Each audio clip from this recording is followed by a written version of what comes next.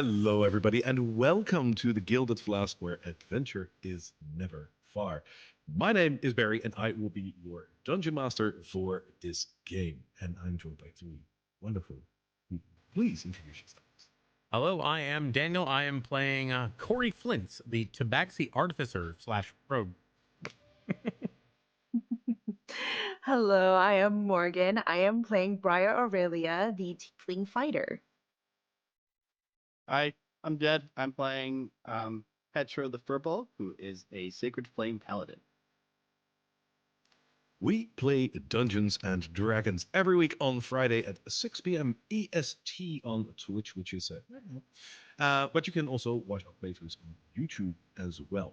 If you'd rather listen to us on the go, we also have a podcast that will have all of our escapades ready for your listening pleasure. Our socials are down below if you are watching through YouTube or on Twitch. It should be in the panels. You can also go to thegildedflask.com for a complete overview of all of our channels. We have a couple of amazing people that we would like to say thank you to. These range from artists that made our amazing character art to the people that have made some of the great musical scores that we use in the background. Thank you all so much for your creative inspiration. It just really makes our story pop. Their links will be in the description on our YouTube channel. And of course, please like and subscribe. Everyone over there, including us. And with that, let's head into the ruins of Drakkenheim.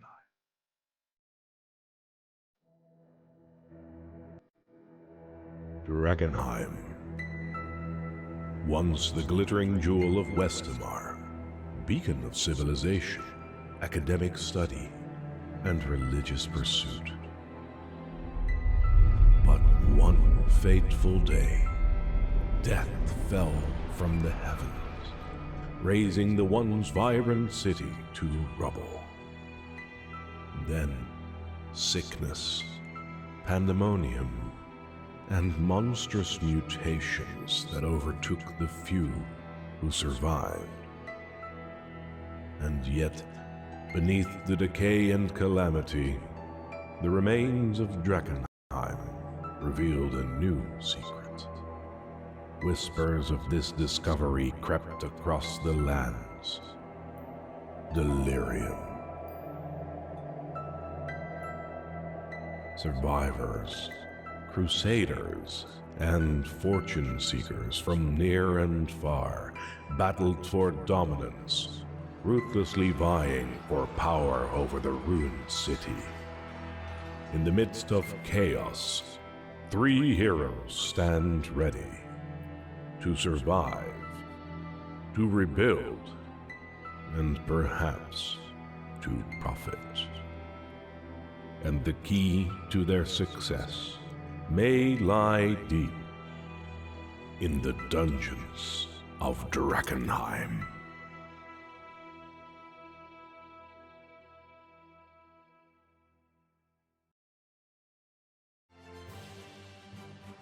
Now, that is one amazing intro, if I may do say so myself. Put together by the one and only Jed. Thank you so much for your effort on that. I really, really love what it became. It's amazing. Yeah, it really is. All right, so last week was our very first episode where we got to know all three of our characters.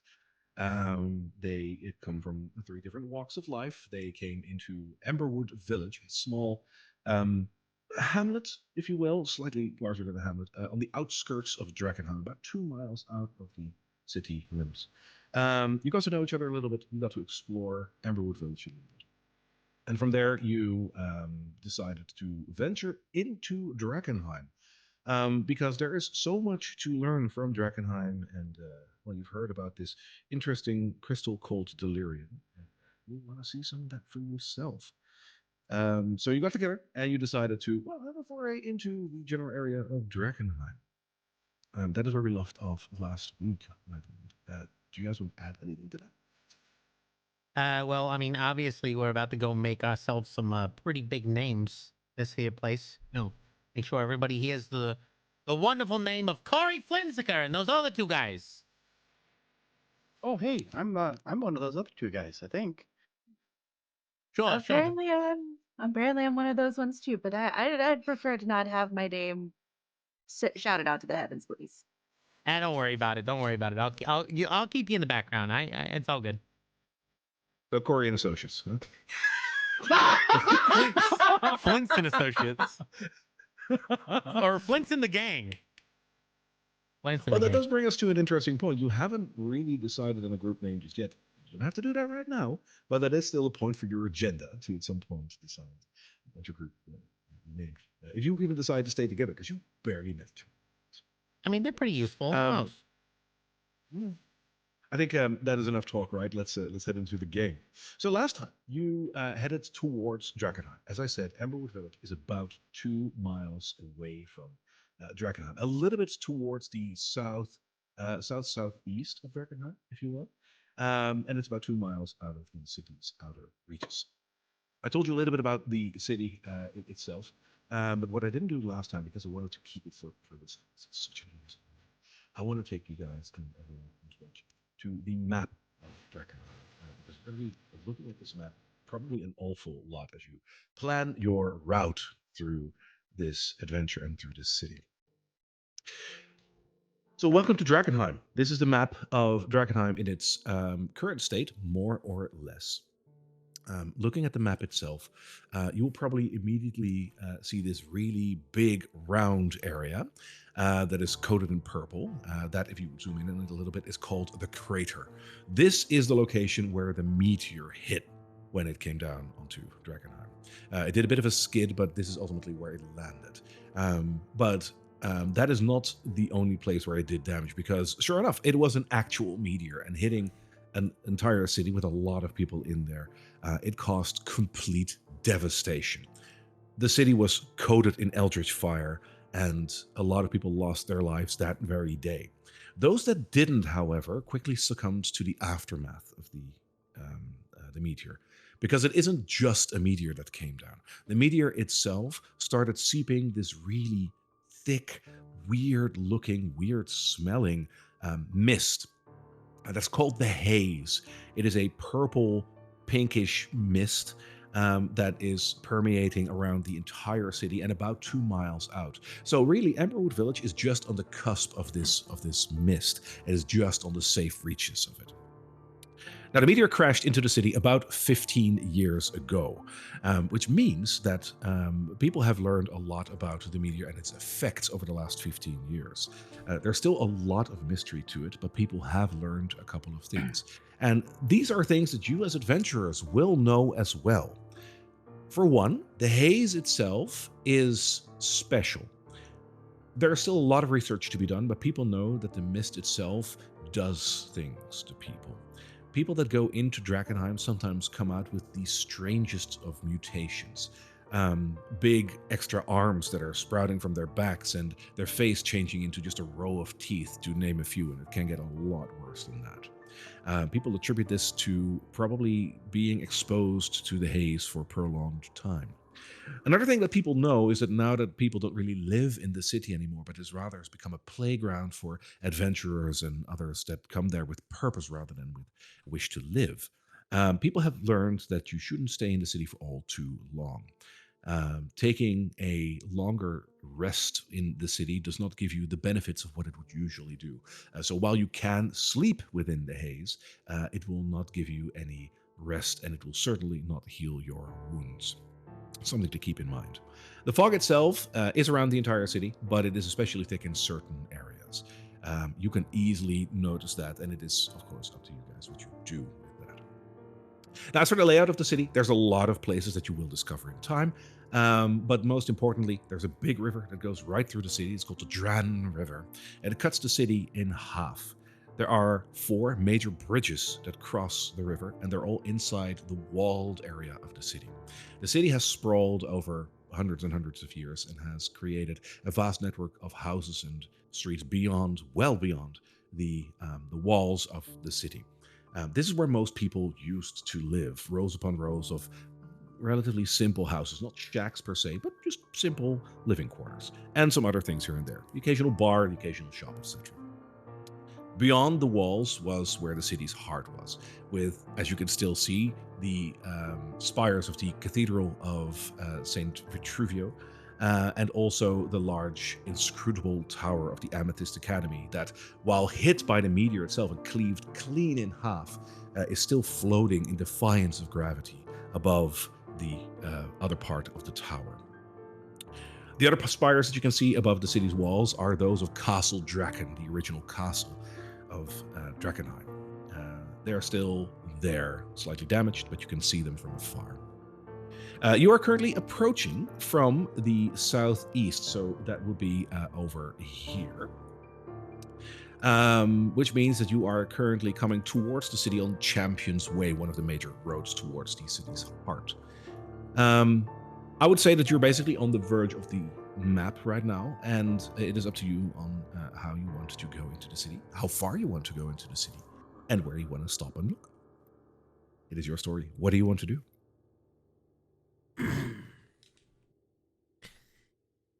All right, so you guys know what we're doing, right? We're I mean, I've been pretending like I do. Yeah. I can't expect much else. Oh, well, I appreciate that. All right, you're gonna be you're handy in it. Have you ever fought anything, Mister Big Guy? Yeah, absolutely. I had a really good teacher who taught me how to fight. Yeah.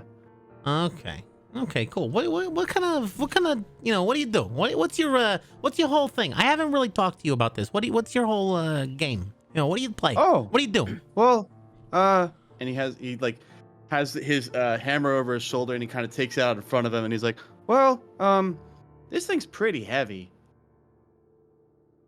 And is that a tree? Oh yeah, no, it's just it came out it's actually a tree like root. It grew around this big rock, and I pulled it out of the ground. It makes a big hammer. All right, so okay. I could see. Oh, also, yeah. if you're hurt, just let me know. I can sometimes help with that. So what's going on? What we're doing here? Just to be clear, you guys is gonna be my bodyguards. All right, we're going in. Oh. Yeah. I told you I need to. I'm studying something. I need to find myself a little. I've been getting all out of this, hearing a lot of whispers of this, delirium that everyone's talking about, and I never really got a good piece to get my hands on, right? So, well, I don't want anybody to hurt you, but also, I heard that delirium stuff is not good for you. Oh yeah, no, I totally understand. And it definitely, you got to be careful with it. Fire is definitely gonna burn you if you put your hand in it, right? But yeah, okay. But you can use a torch to light your way. Huh? That's a little confusing. Well, yeah, I mean, sometimes the dangerous things can be really useful if you know how to put it to use. A lot of people don't really know how to deal with this stuff. So I got you covered, my friend. I'm gonna have to ask him about that. But for right now, I'll just make sure you don't get hurt. That's what I'm talking about. You don't ask too many questions. I like that about you. Well, we're both bodyguards, though, right? And I look over at Briar. I'm assuming I've been designated bodyguard as well. There we go. We're all on the same page. I love it. Yeah, and like I said, there is a ton of things to gain from the city. I mean, have you ever been to a place where everybody had to leave, but they didn't really have time to take their valuables? I mean, obviously, we're not going to be stealing from anybody, but who knows? Maybe we can get a finder's fee by bringing it back to the people what owned it.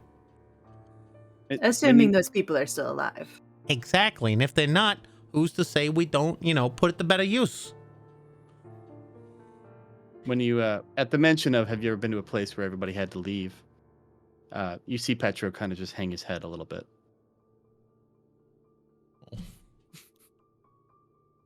You're fine. Are you all right, Petro? Okay, yeah. What's going on, big guy? Are you all right? What was that? What's going on, big guy? Oh, no, nothing. I just, yeah, I'm curious to see what Drakkenheim's become. That's good to know. Curiosity is a very important feature, a very important skill. Everybody needs a little curiosity in their lives.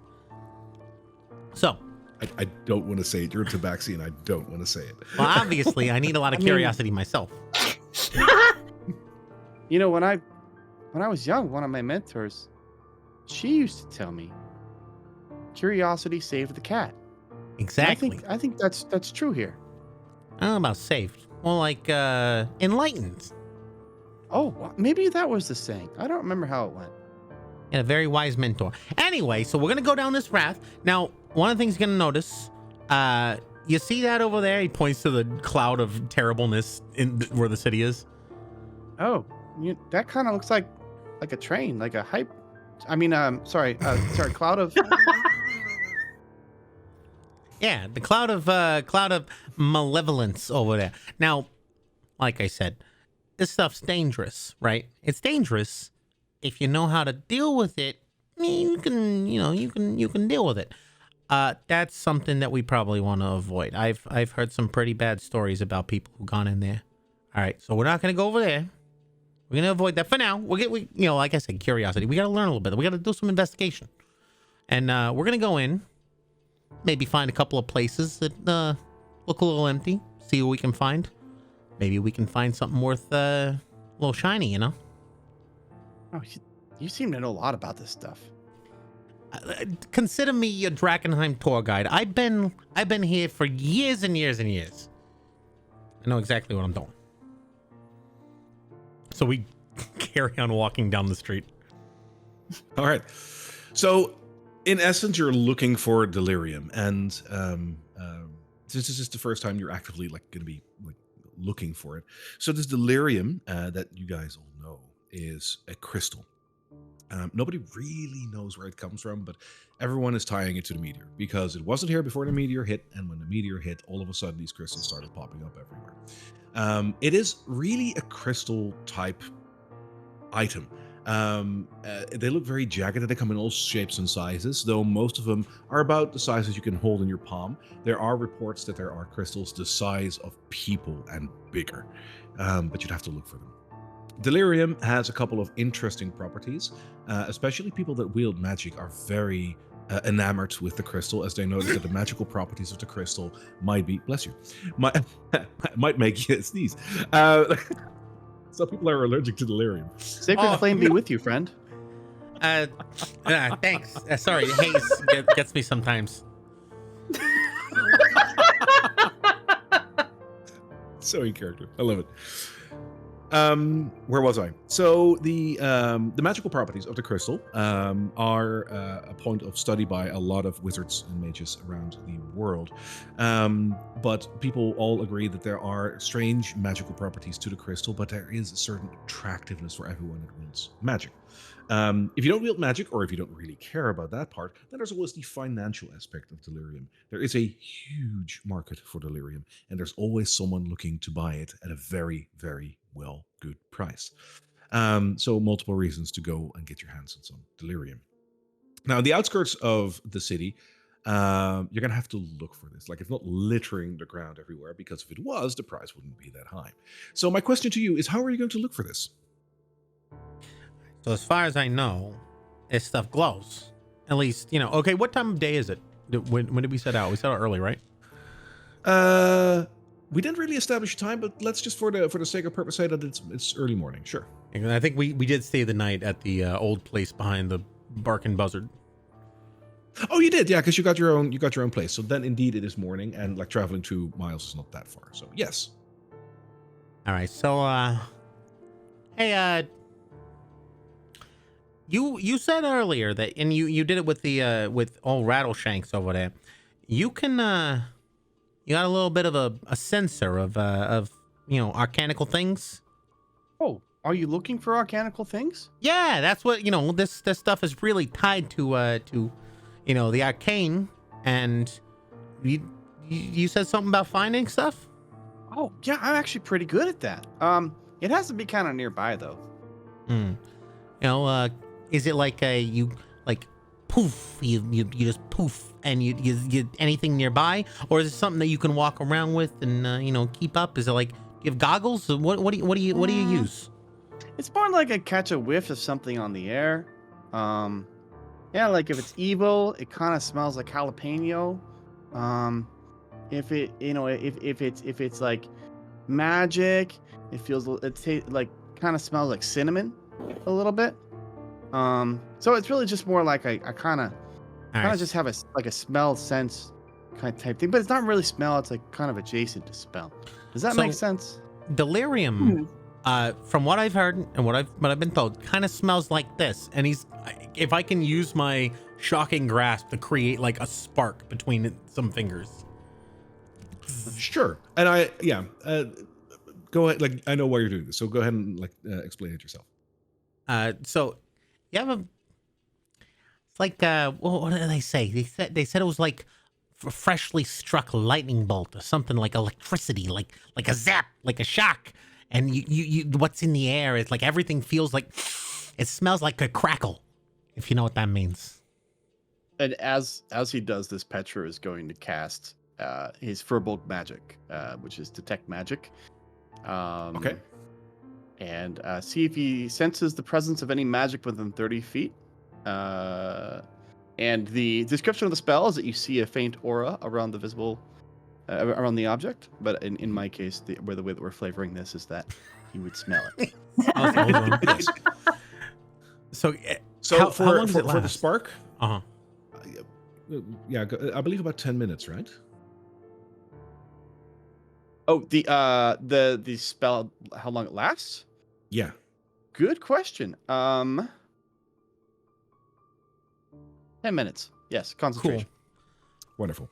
So I'll allow, like, for roleplay purposes, absolutely, I like that. So we'll allow it here for the snap. But beyond that, because you're using it right now, if you're looking towards Drakkenheim, it is like coated in magic. This mist itself is inherently magic, so you'll immediately recognize that. But do go on. All right, so you can smell it, right? I mean, like if you found it, if you were near it, you could smell it. I'm gonna be honest, the little snap of your fingers, I don't really smell that. There's just so much other stuff around. It doesn't smell great. You see that like little purpley stuff in the air? It doesn't smell great, to be honest. So we're looking for that, but like a lot of it, all in one place, like under some wood, or embedded in the side of a building, or in a corpse if you can find it. No, yeah, I've been told about this. I think we'll be able to find some. I'll keep a nose out. All right, let's keep walking. All right, I'm gonna keep an eye on. I'm gonna look. So he's gonna basically look in windows as they're walking, just for anything obvious. Mm-hmm. Maybe even some gadgets and stuff. What's Briar up to? She's just along the road. She's just here. All right. So Briar, if you smell any delirium, let me know, okay? Also, I don't know if I'm really in tune with being able to do that, but I'll try my best. that's totally fine. We got Bloodhound over here for that. But you, this ain't exactly the most friendly neighborhood, I will say. So if you can keep your eyes out for, I'm going to keep looking for Delerium, but there are some unsavory characters possibly. So keep your eyes out for that. And I think we carry on like that for a little while, if that's okay with you guys. If that is how you're going to approach it for now, then I would like to have a investigation check, which I imagine, since Corey, you're kind of leading the charge right now, let's have you do your first investigation check here. Ooh. I'm super okay at those. Oh, okay. That's really weird. It doesn't show on the thing. But I rolled a 15. I got it nonetheless. Yep, that is a 15. All right, so you're looking around and you are spotting places where Delirium probably was. You're seeing, as you aptly described it, like on the sides of buildings and whatnot, you're going to be seeing like little pieces of damage. And do note, like, a lot of these areas are just like blasted, like houses are gone, but what little still stands and remains could potentially be covered in Delirium. Looking at it, you're noticing that it's like pockmarked with like little holes and whatnot, where crystals might have been like, jutting out of. They've been picked clean. So it was here. You're on the right track, but it isn't here anymore. Let's just say that takes you like about half an hour before you might want to reconvene on how to approach this. What do you do? All right, no luck, Petro?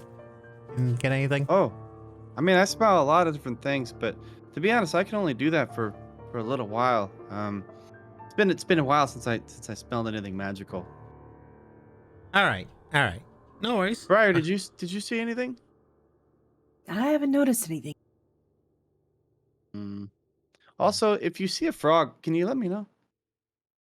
If I find a frog for you, I will let you know, Petra. Okay. Well, or a tadpole. What about Honestly, either toads? one, honestly.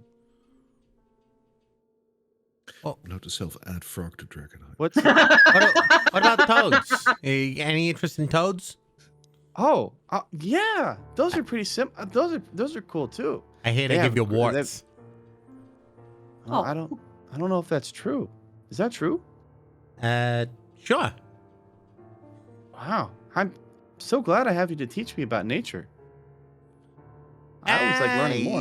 Yeah, I know a little bit about nature. Cats eat rats. Dogs are asshole. Dogs are jerks. Yeah, that's pretty much it. I don't know. Some friends of mine had a dog. He was really nice, actually. I don't know. This is barking, and it's just they're all bark. I like to bite. Well, no, slap, zap. Oh, Anyhow, okay. So anyway, I'm seeing a lot of pieces that used to be. I'm seeing a lot of places where it looks like things. You see this over here, and I'm pointing to some wood that looks singed and a little bit like it looks like something impacted it, and singed the wood, but it's no longer there. Like this place has already been picked clean. So Is this all there is to it? You just walk around and look? I mean, maybe there's someone we could ask for help. is there anybody around? Have we passed anybody? It's been pretty deserted. The roads themselves are pretty empty, actually. Like, other than some debris of the buildings, of course, that nobody has been inclined enough to pick up. It's just relatively empty. There's not even a lot of corpses around, though the corpses that you do run into all seem rather fresh, as if they've only been recently killed.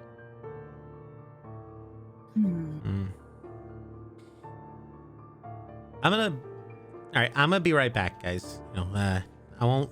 Don't leave without me. Where are you going? He starts climbing up the wall using his cat's claws.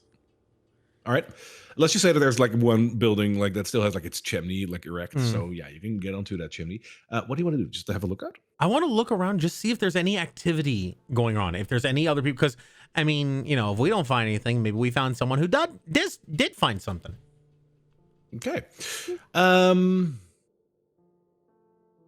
Give me another investigation check. I'll take it. I believe I got a 14, and it's invisible dice on the screen for some reason. I don't know why.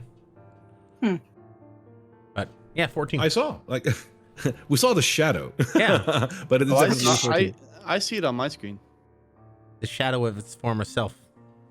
You don't see your own dice. That's interesting. Yeah. You can't see what you roll. We'll have a look at that in a second. So 14. With a 14, you will be looking around, and you will see some. You'll see two things actually. A couple of streets ahead of you. You will see that there is some activity. There's some people walking around there. A couple actually. So there is some activity there. And as you notice that, your eyes also catch the slightest of a glimmer on the ground. And it could be glass, but you would swear that actually does look like a crystal. What do you see up there? Where do I see that? A couple of streets ahead, so Okay. not too far from where you guys are. Okay, and then is it near where the people are? Yeah, like the streets, Okay. the street where those people are is where you spot the crystal because you saw those people. All right, I climb down. And I'm like, okay, good news and bad news. The good news is we might make some friends here in a couple minutes. Well, a couple seconds. That is great news. Yeah. Bad news. We gotta hurry because they might not have seen it, but I think I saw something in the street and it might be useful. It might be good. Let's go. And Okay. I want to go forward, but I want to like sort of indicate to them to like move at not slowly, but watch your step. We're trying to, let's What's throw them your a step as in be? let's What's throw your 'em- step as in be stealthy? let's throw them a or- surprise party. They won't know. We're gonna jump out and say, "Hey, everybody, surprise!" But not yet. For the, you know what? For the heck of it, roll me a stealth check, all of you, if you want to do that. Oh no. I don't think Petro's gonna do that. He's just lumbering Like, along. don't That is be fair. silly. I'm sure they'll just be Ah. happy to see us, and he just starts walking over. Cool. So that is if, That's totally fine. Yeah, Briar, if you want to join in, you can roll a stealth check. You don't You're have like- to. You like start stealthing, and Petro's just like clank, clank, clank down the street. Oh no! I have 14. Okay. Natural one. Nice job, Briar. Oh. So Briar, you look at Corey and like at this point I think Corey is like coming down from the chimney, so you already like get into like being sneaky. You're an assassin, you know how this works. So you look at him and you do like the like that kind of thing, like I got you, let's use hand signals, and you turn towards the street that you want to move, and your buckle actually unbuckles and your sword like clatters to the ground. Like, Oh no! Oh, you hadn't alerted everyone Briar, to your presence, but they might have heard you. Briar, don't forget your sword. I think you're gonna need it at some point. I'm gonna go ahead and pick up my sword again and just take a minute to reattach it to my holster again. Sure. All right. So with that, you will move/lumber forward to a street, and that is exactly where I'll be taking you. Yay! Woo. As you come up Ooh. on this street, it is a bit of a T section that just branches off further. There's a couple of houses that are still erect here, more or less, but most of it is crumbled completely to rubble. What you'll easily notice is that the glistening that you saw is actually an area in the ground in the street. There's a bit of a gash in the street itself, and there is just a bit of light like playing from there. Now that you're getting closer, you're also seeing the people that are lumbering around the crystal. For they're not actively searching for the crystal itself, but rather they're just mindlessly walking around. They look weird. Do they look like humanoids? They definitely look like humanoids, but they look a little off, so to speak. I don't have a good feeling about this. All right, Petro, I said they'd be friends. They don't look very friendly. So, Oh, but I mean, you never really know until you talk to him. right. And you see from his little gauntlet, he's got the shield, the piece of metal that he bought yesterday slowly like expands to be a full shield on his arm, and he pulls out a little rapier. He's like, yeah, Right. just in case. Yeah, no, I get that, but let me just go talk to him, and I start walking over. Before you do that, a quick technical intermission. Look. Editing over. Cool. Wonderful. So, where was I? Yes, so glimmering on the ground. Crystal. People walking around. Weird. Petro walking They look forward. different. Petro walking forward. That was where we ended. So, Petro, you were walking forward. What do you want to do? Oh, I'm sure that they're perfectly reasonable. I mean, they look sort of human, kind of weird, maybe a little ugly. I wouldn't say that to their face. Anyway, I'm Okay. sure that we should at least try to talk to them. It'd be evil if we just went up and hurt them. All right. Seeing him move forward, can I just like try to find some? There's some rubble over here, right? Yes. All right, rubble right next to him. I'm gonna sort of slide next to him and just try to hide behind the rubble. Hiding is going to be difficult behind it, but I'll give you half cover. Okay. All right. Pressing myself up against the wall. All right. Pressing against the wall will help. Do for I- this too. Yeah. If I stand right about here, do I have line of sight on them where I could like talk to one of them? Absolutely. Yeah. Okay. So I'm gonna move to about there and be like, I'm just gonna pretty loudly just go, "Hi, friends. I'm here with the Sacred Flame. I know that like you look a little strange to me, but I look strange to some people too. I just was wondering, have you seen any delirium? And also, do you need any help? So as you say that, these people that are lumbering about, they slowly turn towards you with their purpley eyes, and they just respond with a very loud. Oh, I don't think I speak that language. So you do need help, or? They will repeat what they just said, and they start slowly lumbering towards you. Oh, to Petro, do they look like they have bad intent? That really like I'm considering letting you How roll about- for how this. about 'cause this? that How about really- this? I'm gonna Yes? use divine sense. I'm gonna use my paladin divine sense to try and detect good and evil. Okay. Luckily, they do show up as evil to you, neutral. Oh, hey guys. I don't think they're friendly. Petro, be careful. And when he says be careful, I'm going to use my verbal magic, and suddenly Petra turns invisible.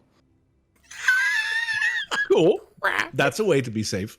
I think Sure, he did let's, it almost just as like a reaction, like not even really fully intentionally.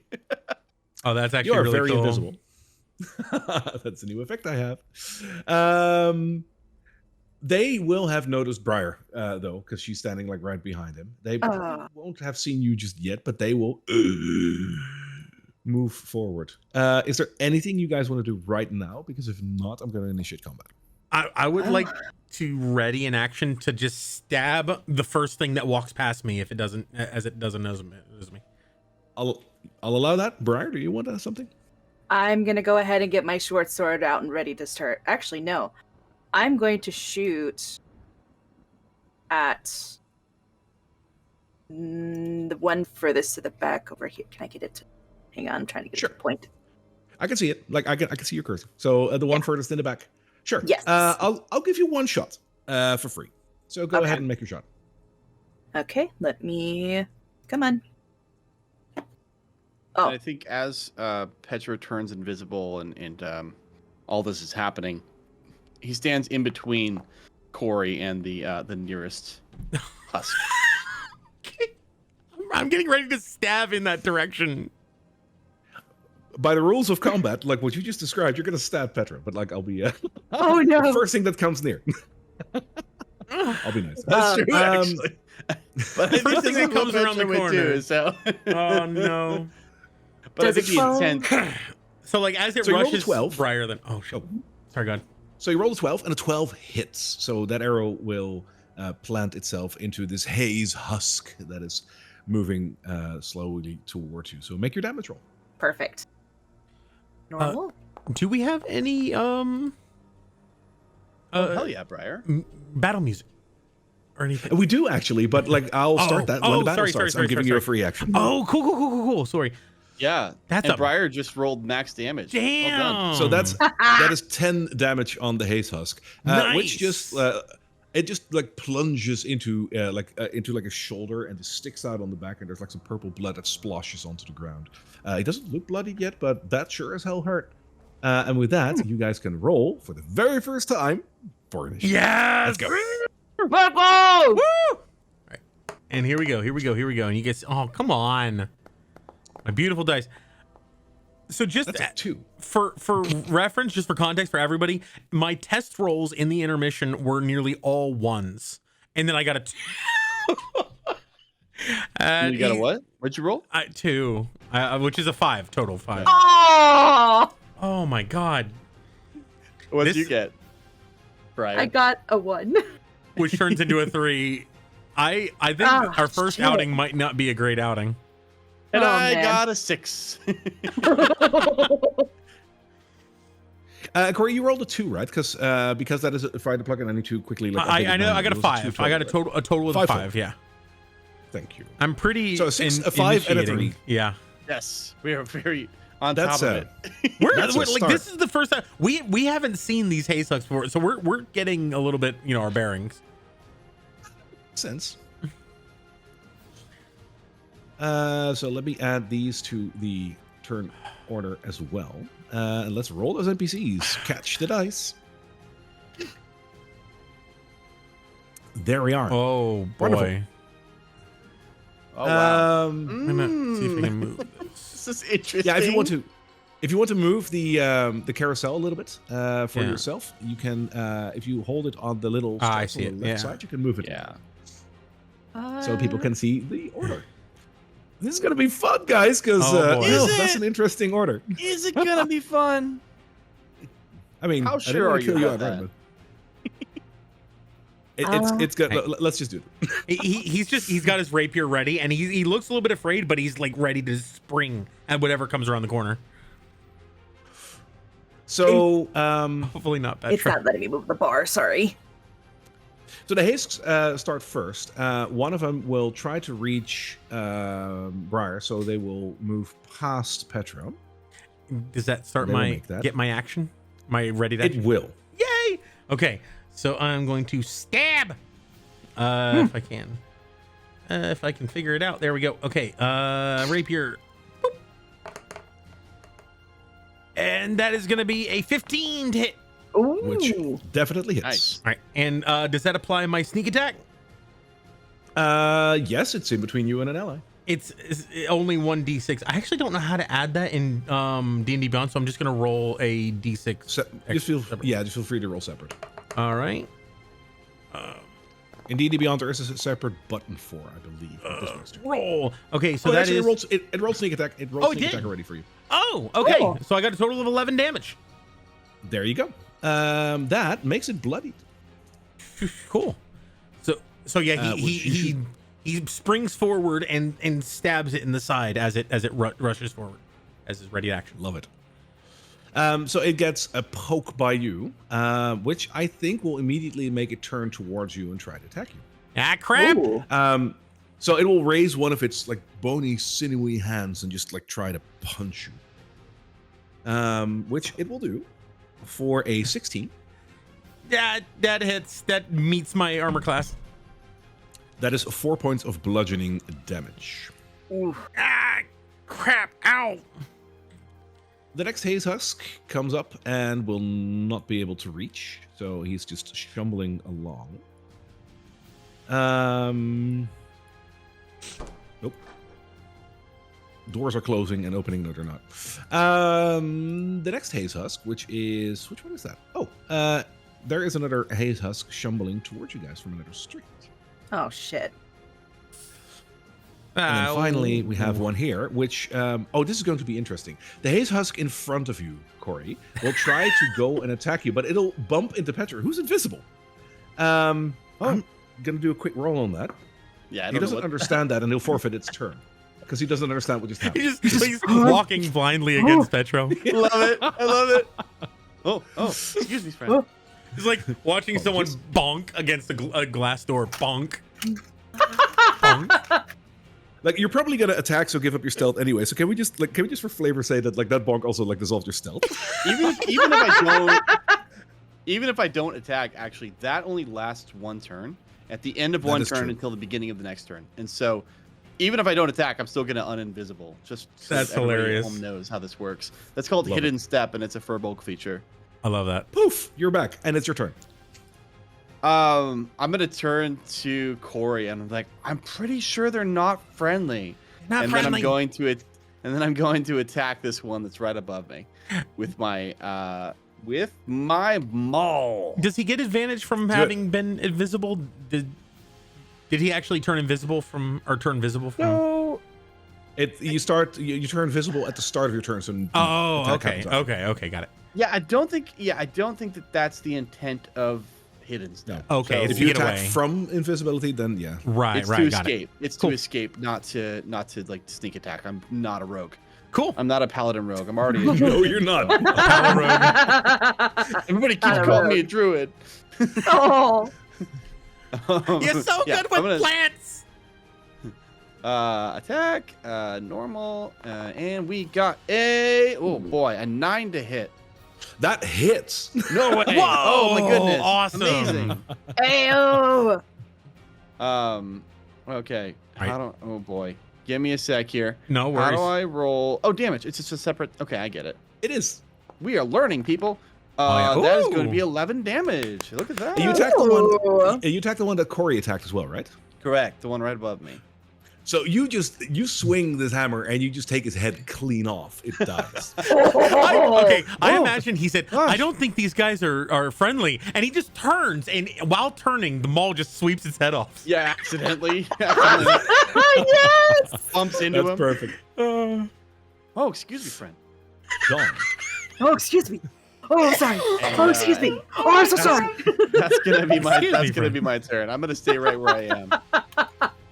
Oh, do apologize. Let's not get ahead of ourselves.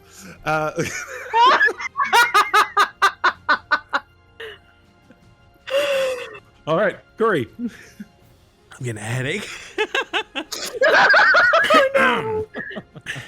All right. So given that this thing is dead, he's going to.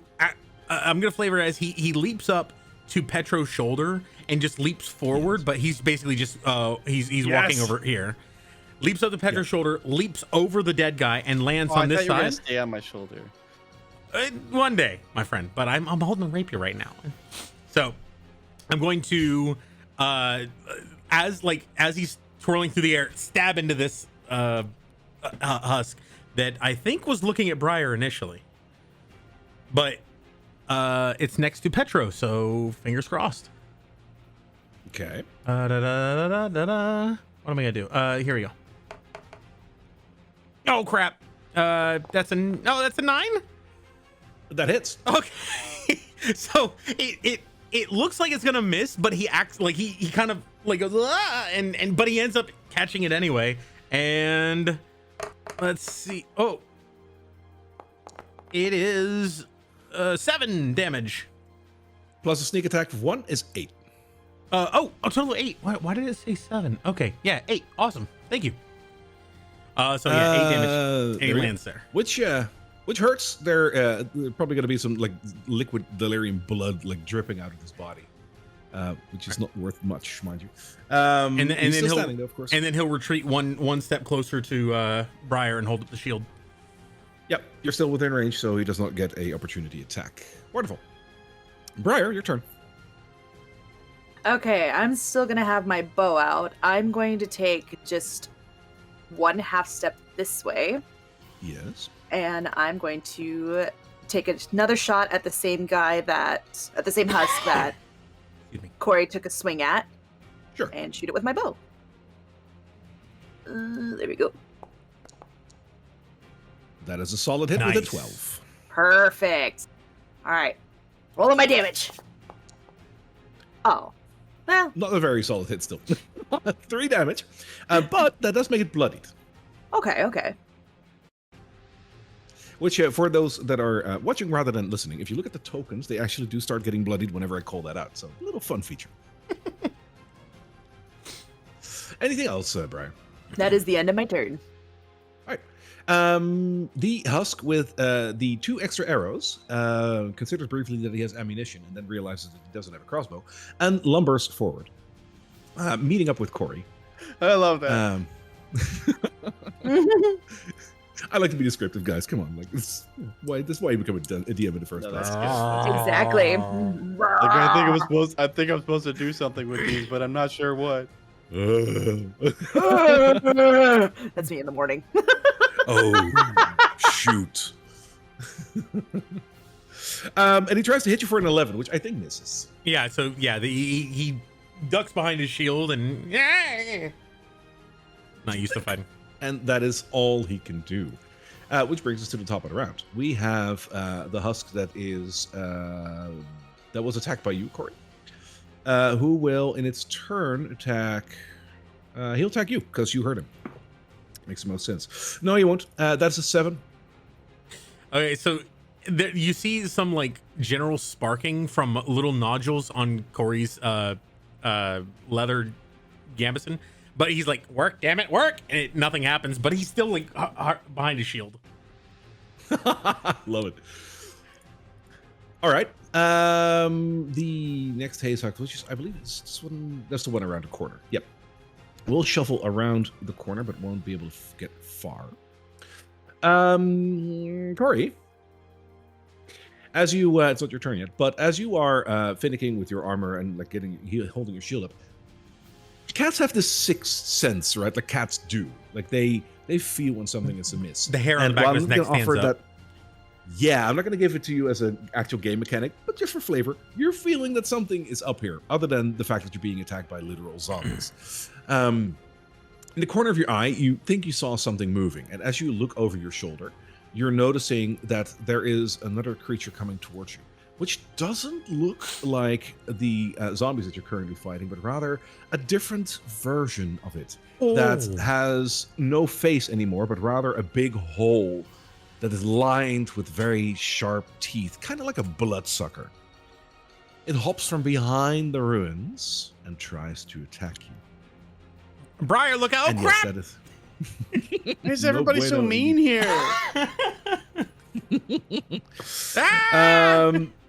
That's a 21. Oh, yeah. So he's holding the shield, pressing buttons on his chest, going, come on, work, damn it!" And then he just gets like bitten in the back. So this creature actually attaches itself to you. It sucks the life out of you for 4 piercing damage, and it is attached to you like a bloodsucker. Ugh, I'm bloodied. Which is probably why he's attached to you. Like it looks like Corey would be bleeding, but all of it's going into this thing.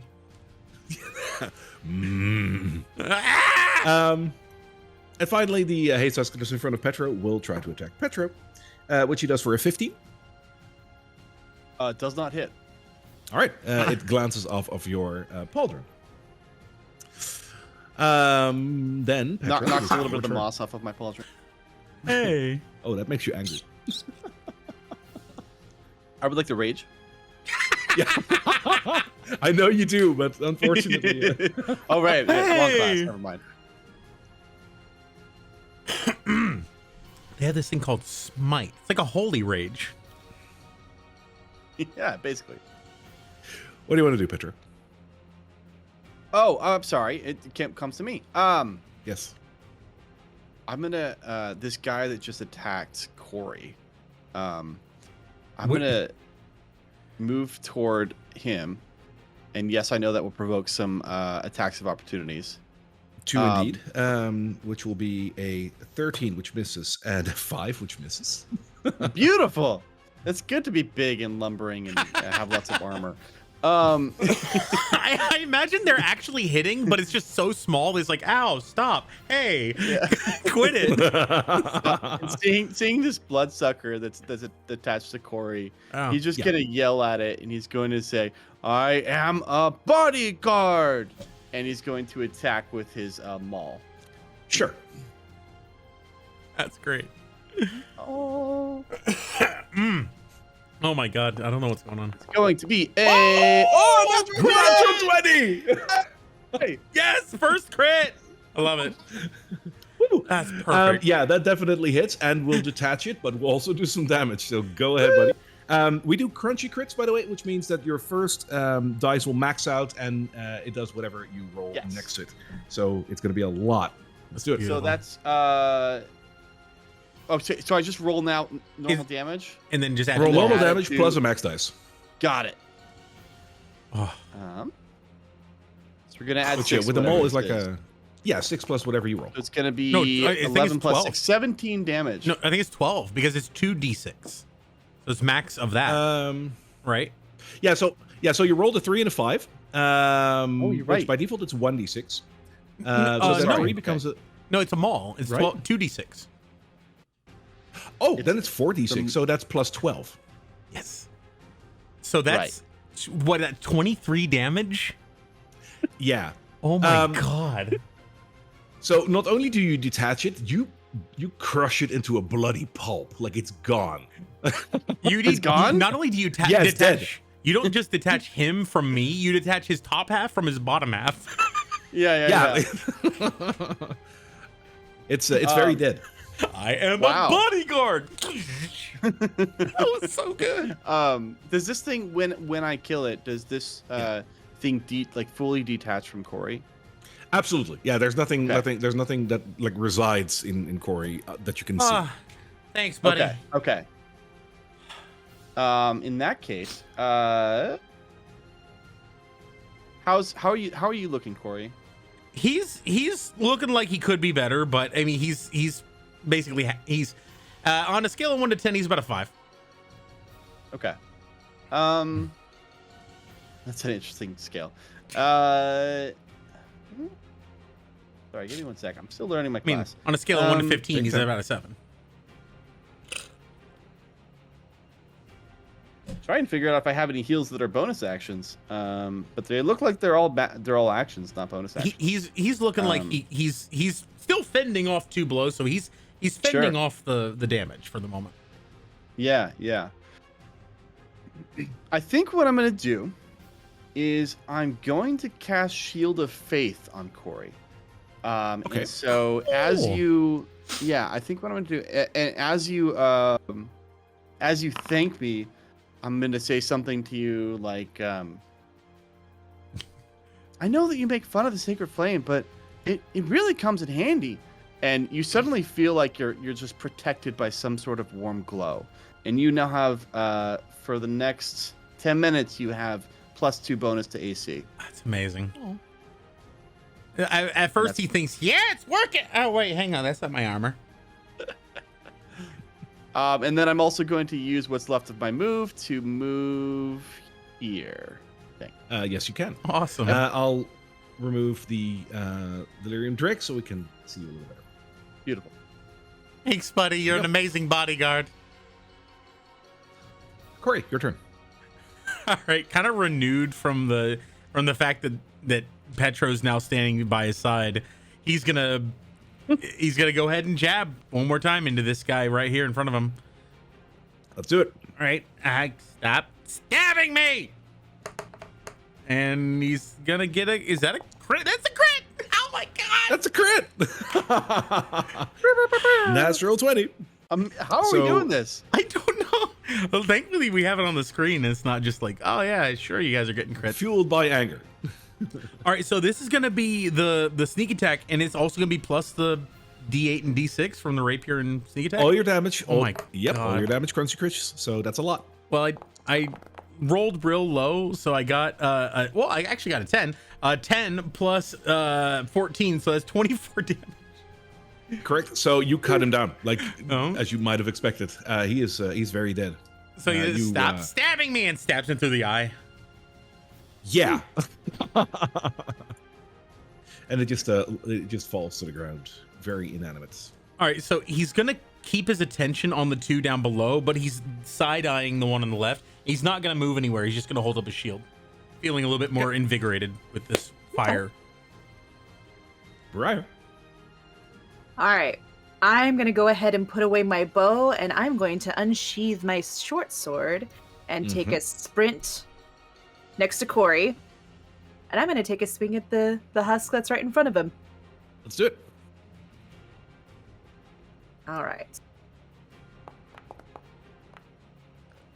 On my screen, that was almost another natural 20. but I it's was fine. I That's saw still like it's- just. Ah, that was close. All right. That was a 12. Nice.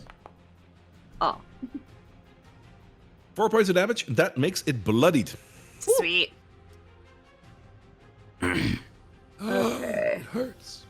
Oh God, they can talk. They can feel pain. Stop stabbing us. Oh no. Oh. Okay. I'm not able to take another swing, right? I think I have to be at a certain level in order to do extra swings for fighter. I think level Yes, 5. you have one attack. Yeah. Unless you Yeah, have right, a I've got one second, attack. unless you have a second, dual wielding. But if you have I that, think that's level 3, right? 4? Something like that. I think you can make. You're level 2 you- right now, so. I think you can make an offhand attack, but if you don't have a second weapon. But anyway, that's sorry. Okay, then I'll have to equip have- I'll have to equip my hand axe in the next fight. You have two short swords on your person. Oh. There you go. I'm gonna I'm use two perfectly short fine with swords. you dual wielding those. You're a fighter after all. You're an assassin Yes. no less. So All right, let me let's do one more then. one more. Pick that.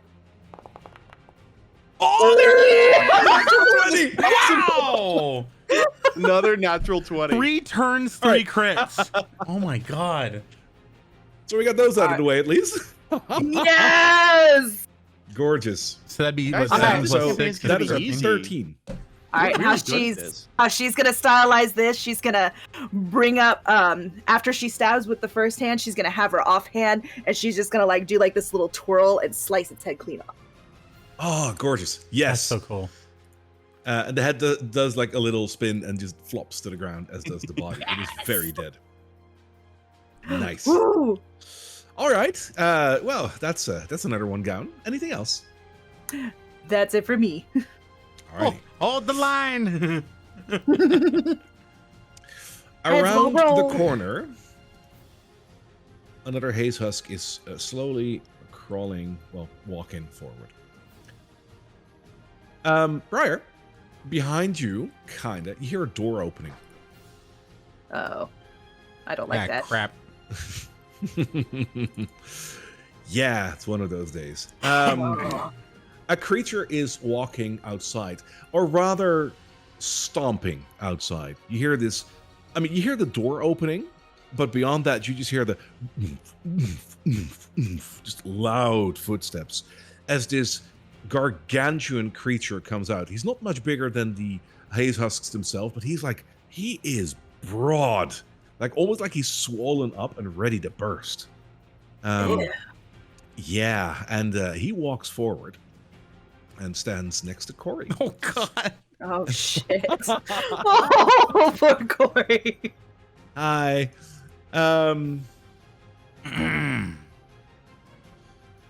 So let's see. He looks at you, Corey, and he heaves, and he just spits a like rancid bit of bile over you. Ew. Yeah. He's got tummy issues. I need to make. I need you, Petro, and Briar, all three, to make a dexterity saving throw. Okay. It's a conical attack.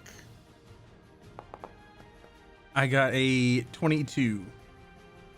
All right. All right. Let me roll mine. 6. Okay. Oh my god. Another natural 20. She's just gonna twirl out of the way, almost Love like it. kind of graceful, like a ballerina almost. Briar, what did All right, you so- roll? 22. So, Corey, Briar, you both get half damage on this, so that's only 3. Petro, you take the full brunt of this, which is 7 points of acid damage. That seems in character. It's in my stab wounds. Ew. Petro, you rolled pretty low on this. Uh-huh. And as you get hit by a putrid like bile from this creature, it hurts, but you also just feel a little bit more queasy. You gain 1 level of contamination. Oh, Oh wonderful. my Oh. god. Yes. No. More on Oh, that shit. later. All right. For now, it doesn't do anything, but I'll explain that a little later after the battle. You guys feel now you're okay? fine. I feel... Oh, never mind. I'm not feeling so good, Mr. Stark. Oh, crap. In the meantime, we have one more haze husk that moves forward and tries to swipe at Petra, which it does for a 14. Does not hit. All right. And I have a haze husk down here who will swipe at Briar for a 16. That does hit. All right. It'll hit you for 4 points of bludgeoning damage as its sinewy hand just sort of like punches you on the shoulder. Ow. Petra, your turn. Yeah, Yeah, this is... I'm trying to think of how he would react after getting puked on, essentially. And, Petra's never really experienced anything like this before, and I think he would be pretty petrified, if you know what I mean.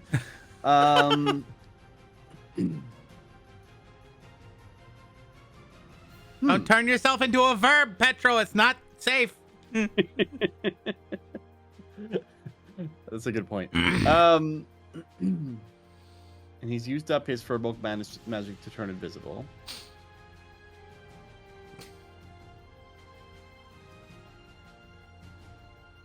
I think he's going to...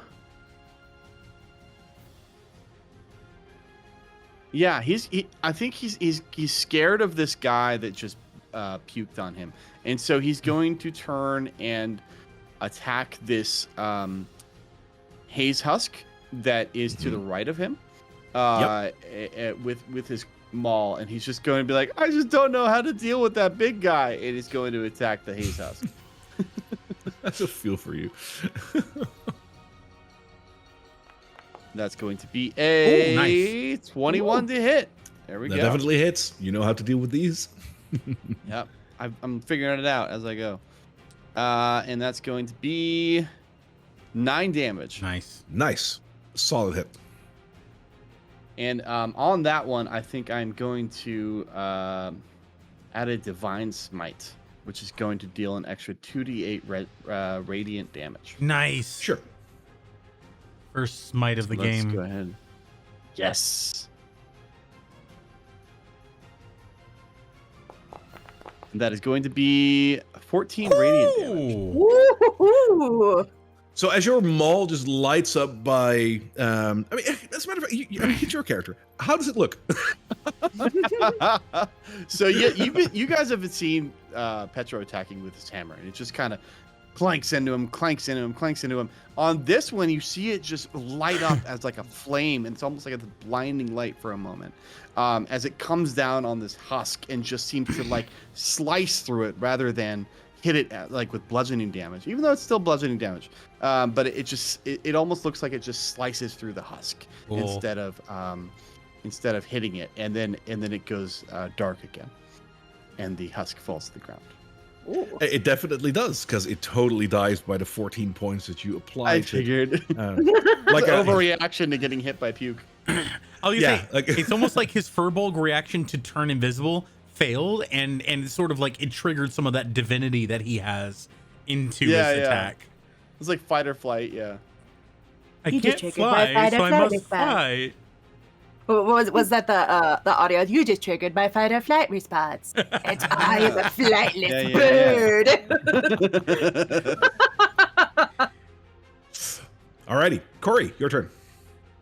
All right, yeah, you guys got this, and he's gonna use his action to disengage and try to climb up this building as high as he can. Sure. You want to climb up it? How high is the building? How tall is the building? Gosh, what is a one-story building? That's like 10 feet. 8 foot. Okay. 10, Okay. Yeah. So It's like he's 15. So he's gonna get up to the top of it. Okay. Yeah. So we're I think with the 10 feet he moved to the base of it, and he can get up to the top of it with I imagine the You got like 20 left, right? Because you have 30. So he has 30 total feet of movement and 20 feet of climb speed. So I think he can get to the top. Yeah. Okay, cool. You're fine. So he's gonna get on the top, and he's going to ready. Like he's gonna with my interaction, I'll put away my rapier and pull out my short bow. But I think he's sort of taking a breather for a second. Like, okay, you guys got this for a second. He ran away. All right. Uh-huh. Briar, your turn. Briar's gonna be just kind of a little bit peeved off about that, but she's gonna put her focus on the big bloated guy because she's not too fond about getting puked on in that moment. So Neither is Corey. So she's gonna move just a little bit closer to Petro, and she's gonna start swinging. She is not happy right now. All right. You are going to get an attack of opportunity from the other Haze husk after you're done. Okay. With an 8, that actually misses. So you probably stab it in the belly in a place that doesn't hurt. Gets stuck in the flab.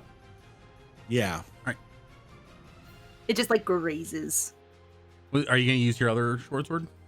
Yeah, I was gonna see sorry. Yeah. Yeah, just go ahead and do that. Then I'll give you your. Oh, right. Oh yeah.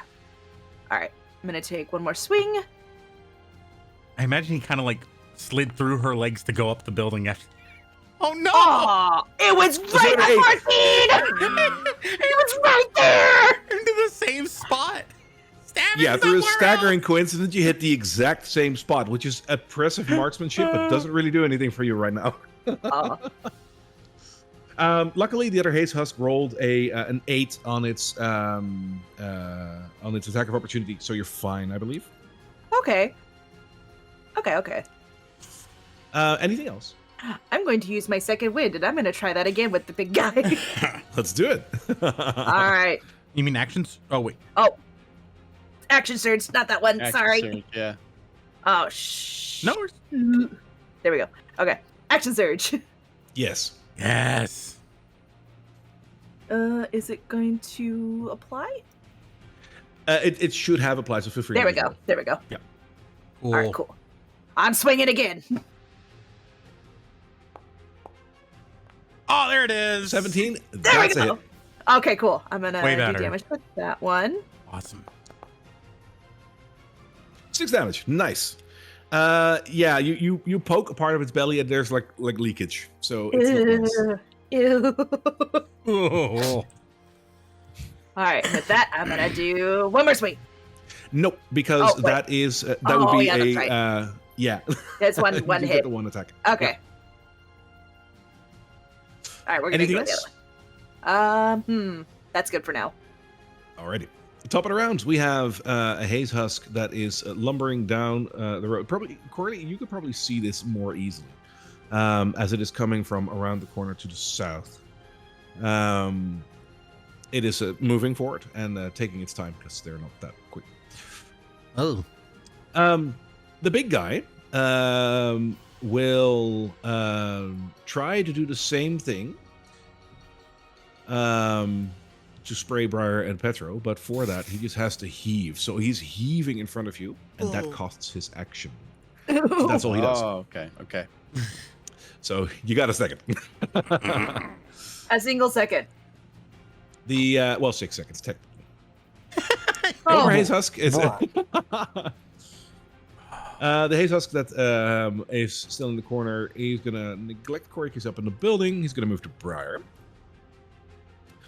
And he's going to try and punch you with an emphasis on try because that's an 8. Oh, It'll okay. glance off on your leather armor. It's Petro. just more like a. I'm trying, okay? Pat you on the shoulder. You're doing fine.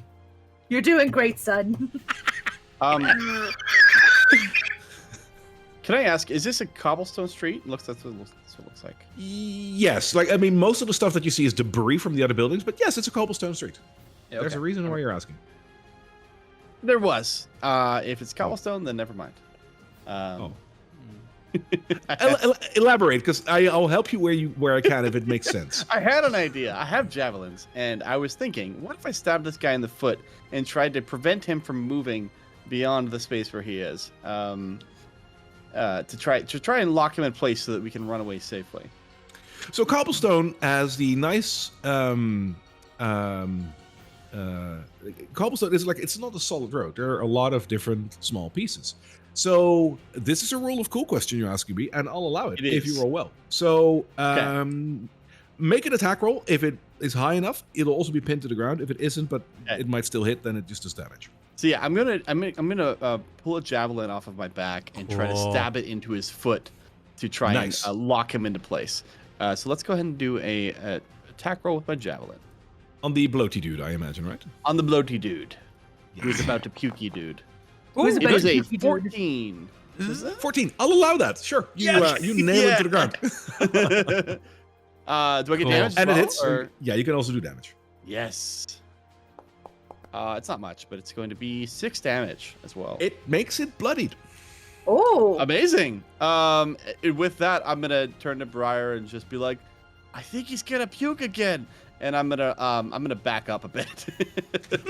He will try to do an Why attack did of you leave me opportunity. with 2? Yeah, I figured as much. No, he's not, because he's charging. That actually negates that. He's not going to focus on trying to attack you, so he's going to negate. Yep. Marvelous. And I believe that's my turn. Alrighty. Corey. All right. Seeing that it's kind of busy and it sort of ignored Petro, he's going to go ahead and turn his attention to the Haze Husk that is next to Briar, and he's gonna fire down from above and try to like basically shoot it in the back of the head. Let's go ahead and see from a short bow attack.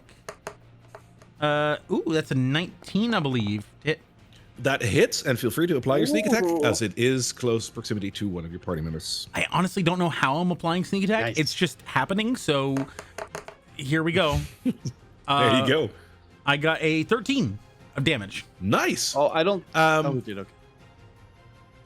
That, yeah, it's a 30 total. That Yeah. definitely makes it bloody. Cool. So yeah, it shot in the back of the head. So it was like, Brian, get out of there. Yeah, you actually shoot it in the back of the head, like it's sticking out of its jaw on the front, God. but like it's still alive, kinda. Like, you know, as far as we can call it alive. Anything else?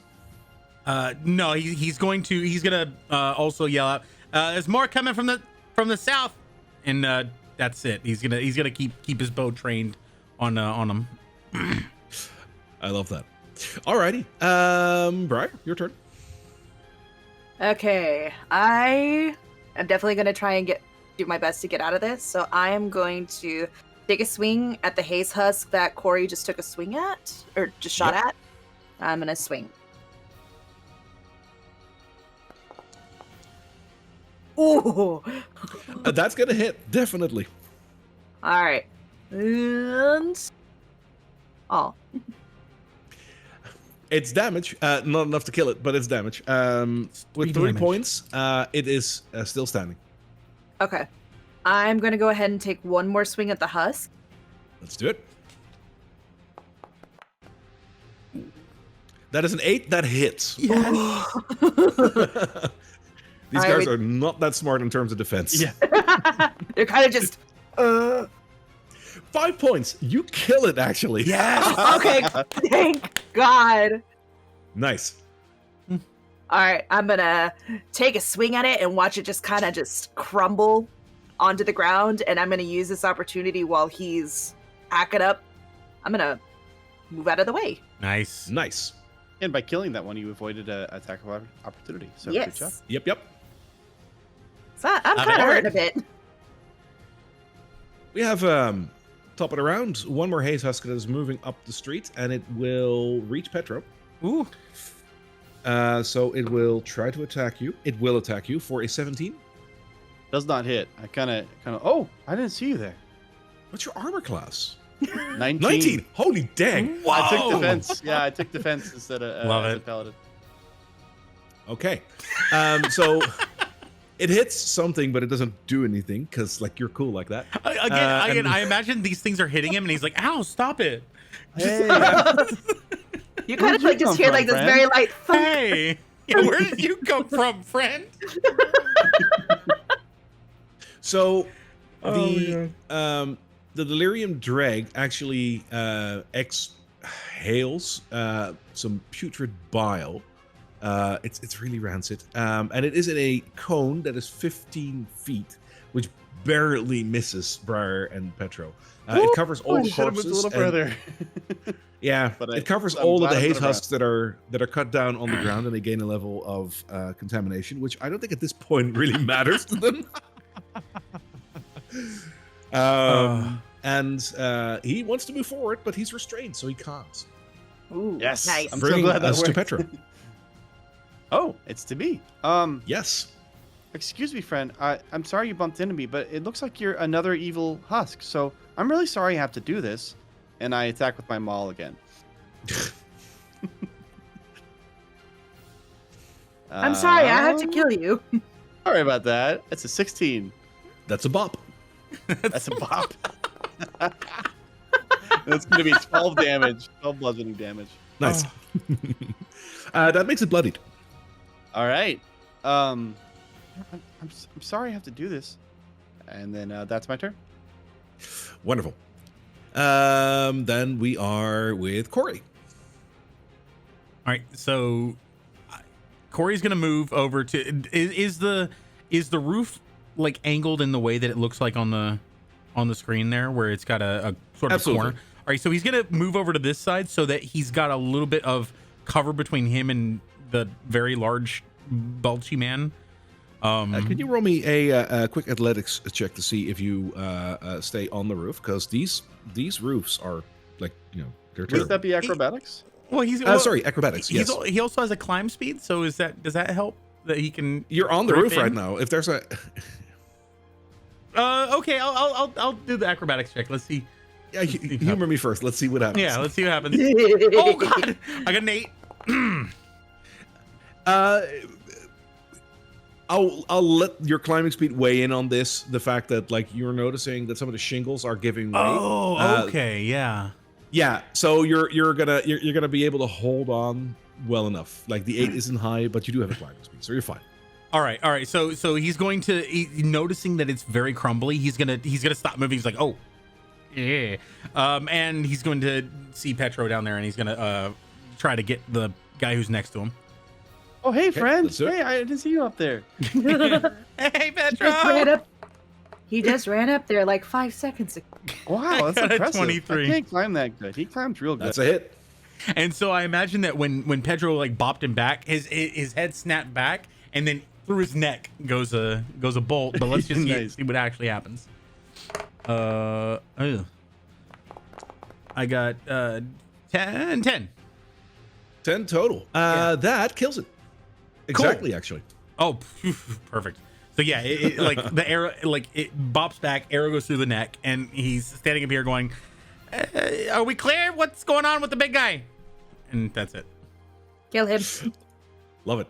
Well, you can try, Briar, because it's your turn. All right, I'm gonna use this opportunity to put away my short swords. I'm gonna Yes. pull up my longbow, Nice. and I'm going to take a shot at the big guy. Roll that. Ooh, That is a hit nice. with an 18. All right, come on, baby, let's get that damage roll going. Oh, 4 points of damage. That still hurts, but he's still standing. okay. Pretty good. Cool. I'm gonna stay exactly where I am because these are straight. That is a smart thing to do. Top it around, the Delerium drag will try and break free from the spear in its foot, which I'm just going to let him do a strength check on that. He is pretty strong, I do believe. Oh, yes, he is. He breaks free. Oh. And he will lumber forward to... what's his movement speed? Not a lot. Because I still have him on restraint. That makes sense. Why is it 0? Because it's restrained. There we go. Yes. So he walks up to Petro, and he just tries to punch you in the face. Well, that's a Which bit is not a nice thing to do. Petro. I'm thinking. I'm I think thinking it of might- Nemesis. I think it might actually hit, because that is a 21. Yeah, that hits. Oh. Okay. That hits for once. All right. So that is 5 bludgeoning damage. And that is all he can do. And he looks very menacing at you. Oh, I Petro, don't know your how to turn. look that menacing, but you're really good at looking menacing. Oh, I'm sorry. Ow. Oh my God. I love Petro.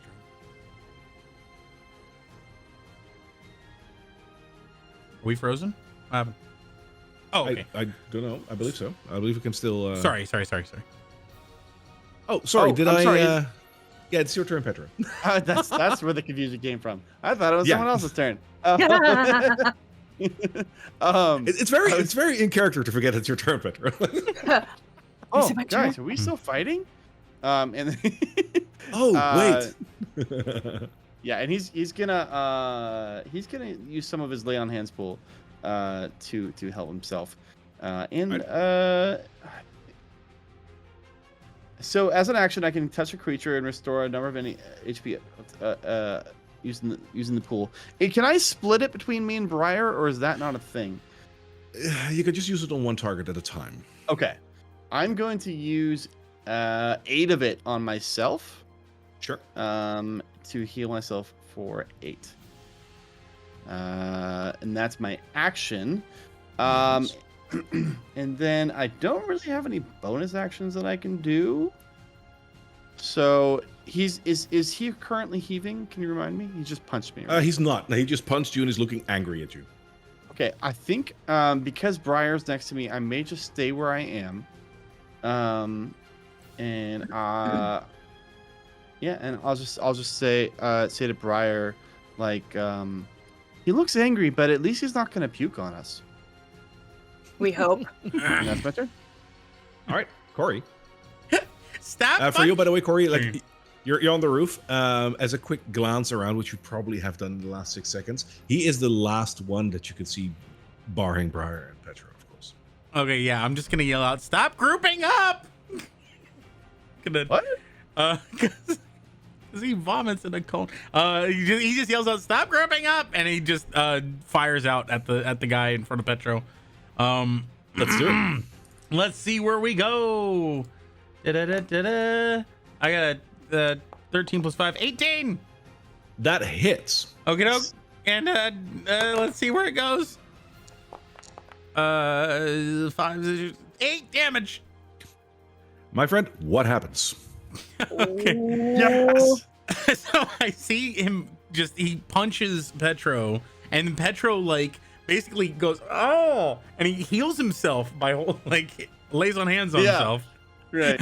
And this thing rears back to probably punch again, and just in the side of the head, a little arrow, and he just topples forward.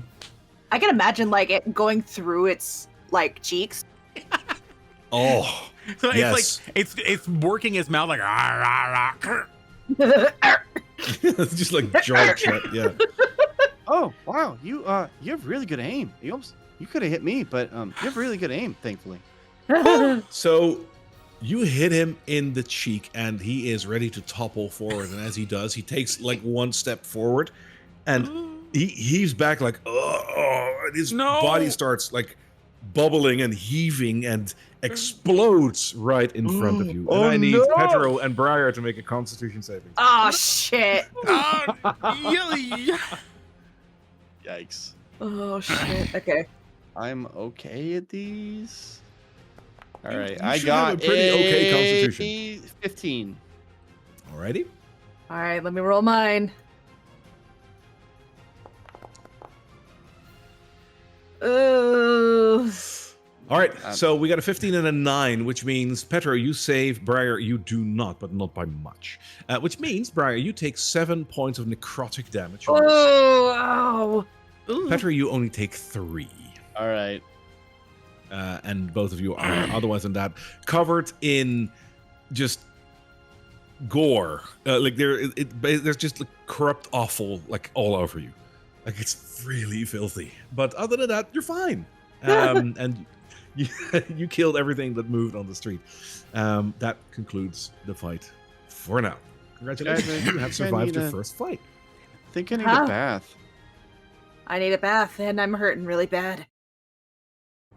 Oh, sorry about that, friend. I can heal you just a little bit more. And I use the 2 points that are left on my lay on hands to heal Briar. Sure.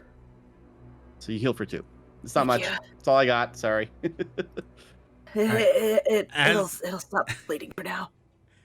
Corey, his fur is like matted with blood. He has several like rents in his armor, and as he's like sliding down, he's gonna go and slide down the side of the building.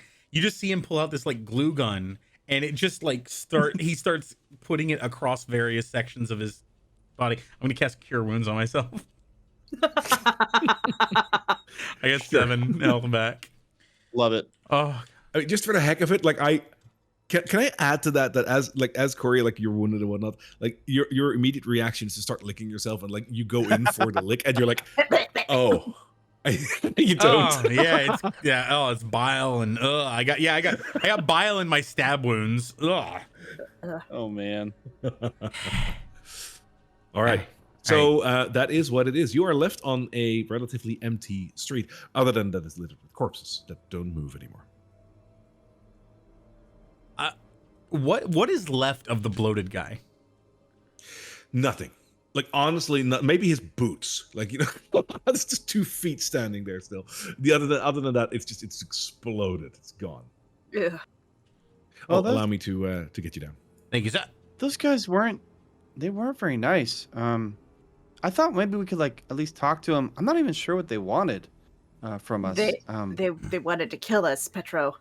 Do either of you feel a little queasy or something? I feel a little, just a little funny. Corey's gonna like climb up Petro and just like sort of like perching on one of his shoulders, take out a little light and start like looking into his ears and his eyes. Like, so tell me about how you feel. Oh, I mean, I'm a little hungry. It's kind of cold out, but that's not bothering too much. And honestly, like my stomach, I feel like I'm gonna throw up.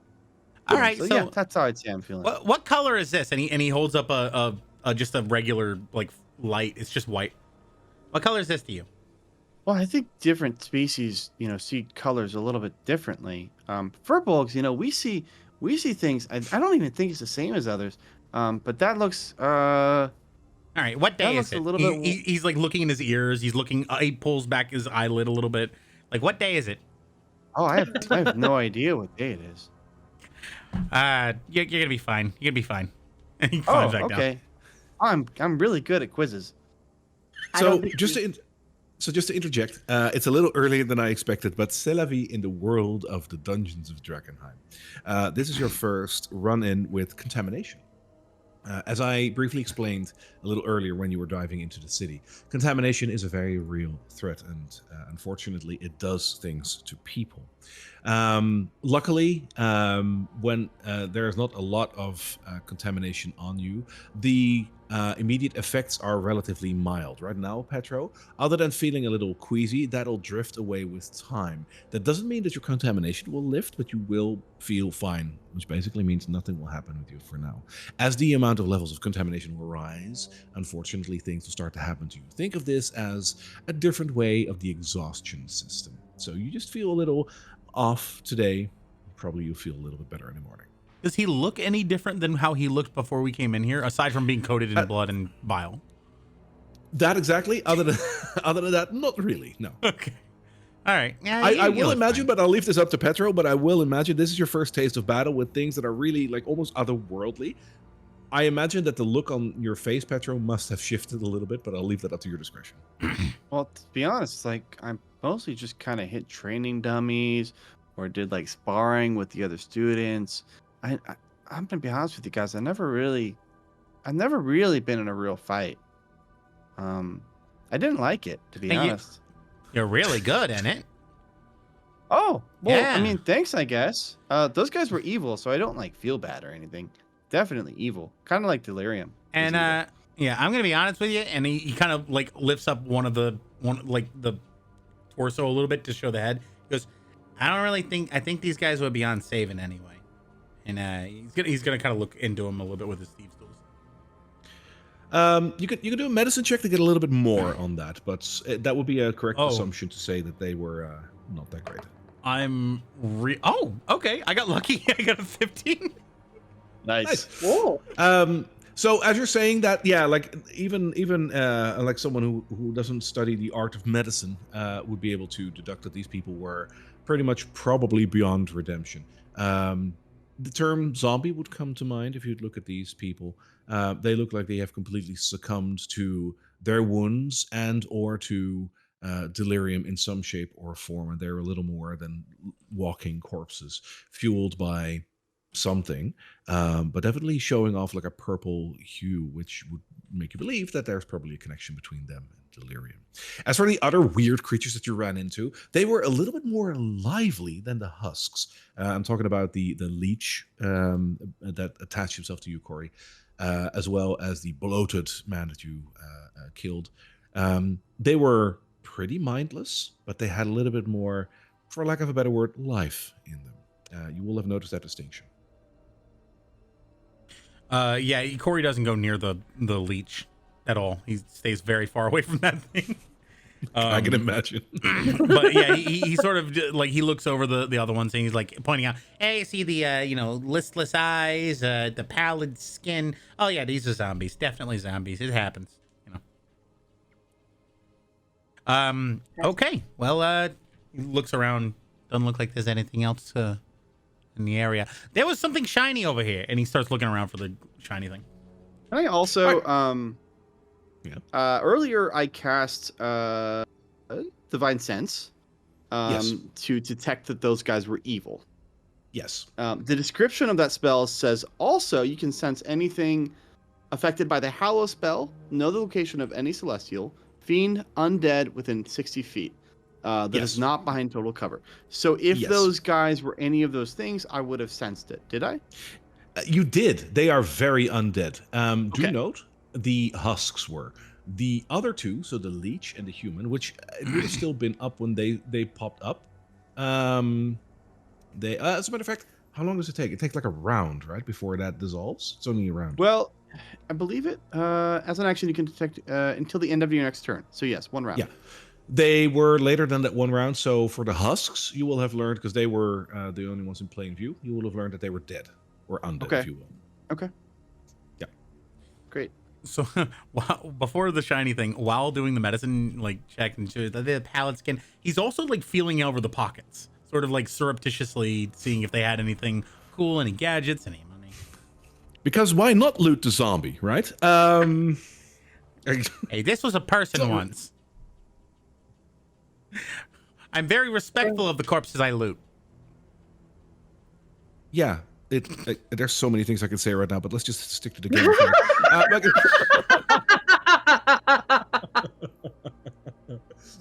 Sure, that's a Corey thing to do. So, roll me a God, give me a perception check. All right. I like it. I'm not terrible at perception. At 14. All right. Between all of the corpses that are still relatively intact, and I use that word in a delicate manner, you will find various coins, as these people were probably like adventurers or people living in the city once, so they would probably have some coinage on them. I'm just rounded up to the highest coin. Let's make that a total of 14 gold amongst them in various coinage.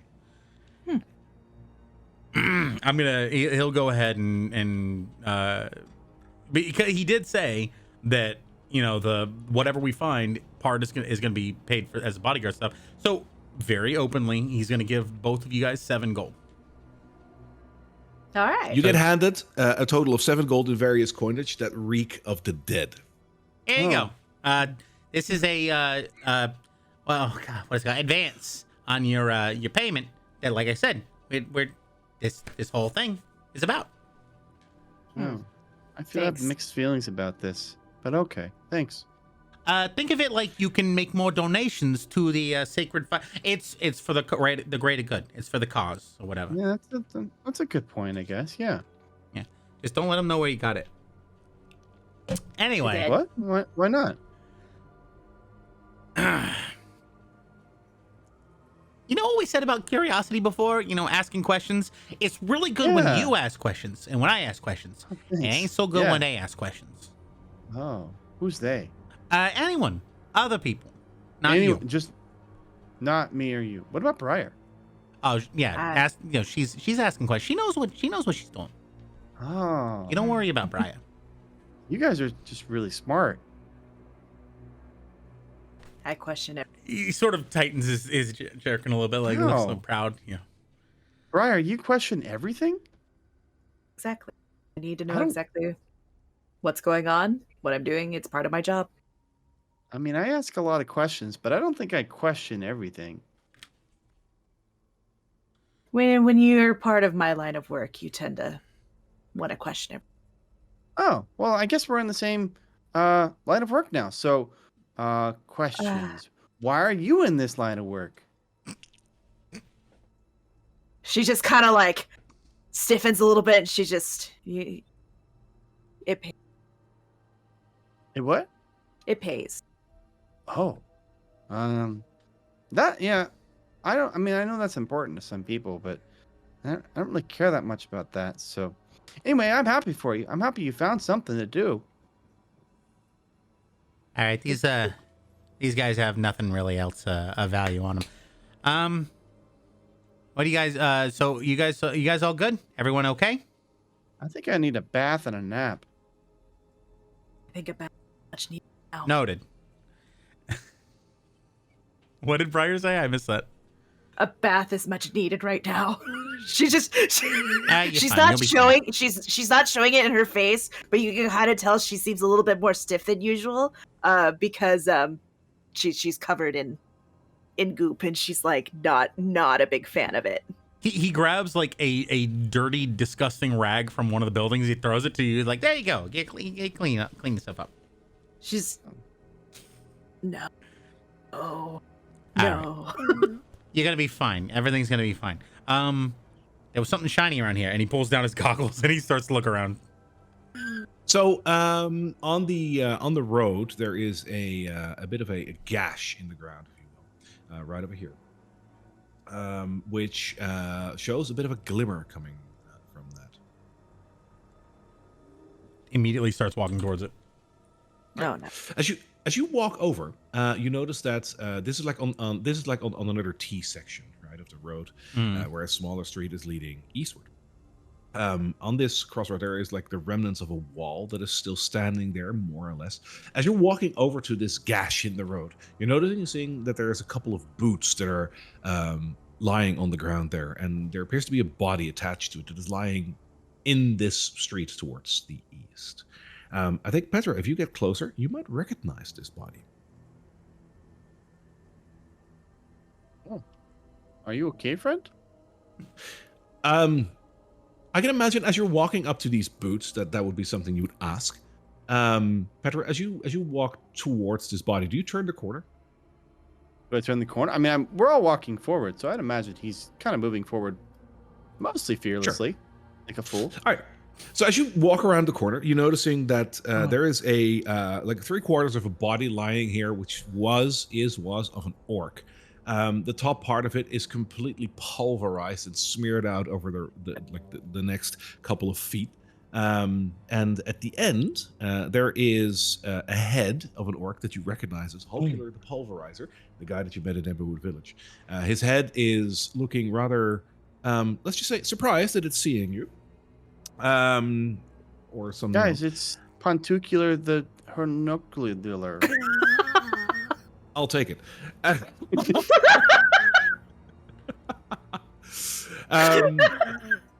He also bought a helmet before you could. That helmet is currently lying in the middle of the street. It is mostly unblooded. Oh man, is he okay? I think he's a little. Make me a dead. medicine check. Which part of him? Totally make me a medicine check on that. Medicine check is going to be a 3. He walks up to Petra, like you look at the severed head. Are you okay? Guys, I don't have any spell slots left. Oh, hand me some of your water. And I pull out my canteen and I like try to pour it into his mouth. So the bottom part of his body is mostly intact, which makes you believe that there is still something to be saving, worth saving here. His head is also pretty much intact. As you pour this water into its mouth, it starts leaking out of its like open neck underneath, and it creates like this little puddle underneath his head. I'm not sure what that does to you, but you might slowly start to grasp the feeling that it's going to be difficult. Well, guys, I don't think we can save this one. And I, out of my bag, I pull just a small, like, handkerchief-sized cloth that has the pattern of the sacred flame. And I just lie it over his face. And I say, flame be with you as you go into the unknown. You know what? And I will say this, I will say that I do this rarely as a DM because that makes it all the more special. I almost never hand out inspiration because I only reserve that for moments where I'm like, wow. That's great. Honestly, this is one of those. This is a guy that really effed you over with the helm. He wasn't a good guy. You're trying to save him here by giving him some water, and now you're doing that. You're such a good guy. You king, you have inspiration. Hooray! We need the little like. Now I loot him. And now I get a free helmet. I'm kidding. Yeah. Yeah.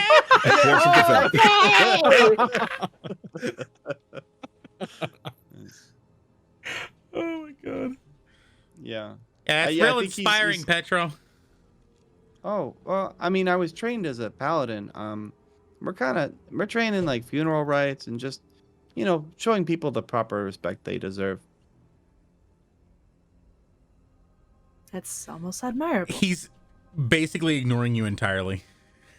Mm. Corey? Yeah, Corey. Briar's just that's gonna funny. nudge Petro a little bit, and she's just gonna kind of, well, he can't use his helmet anymore. And I remember you were quite fond of that specific helmet. I did It like that can- helmet. It can he be did- put to use. He did kind of steal it from me. Do you remember how much he paid for it? A lot of gold. Well, I mean, I don't even know if it fits, but and I go over and I pick it up. It looks mostly untarnished except for like the arrow that is sticking out of it, but it's a helmet and it's serviceable. Through a staggering coincidence, if you decide to try it on, it actually fits you. Oh, wow. You guys, I think this might be a magical helmet. I think I feel smarter. I bet you do, Petro. I bet you do. Maybe I just look handsomer. And I So disclaimer to everyone who's watching, it is not a magical helmet. +8 to handsomeness. And I Sure. and I put it on my head. Yay! Pro! Oh, it's beautiful. So for With those the of you that arrow aren't watching and are listening, Petra just put on a awesome looking helmet with an arrow sticking out. You made it yourself, right? Right, Jed? I did. And I will Yeah, Petro that just looks awesome. That's Petro amazing. says, and in remembrance of Hintacular the Potacular, I'm going to leave this arrow in the helmet as just to honor him. And Is not that- forget that danger lurks around every corner in Drakkenheim. Okay. Yeah.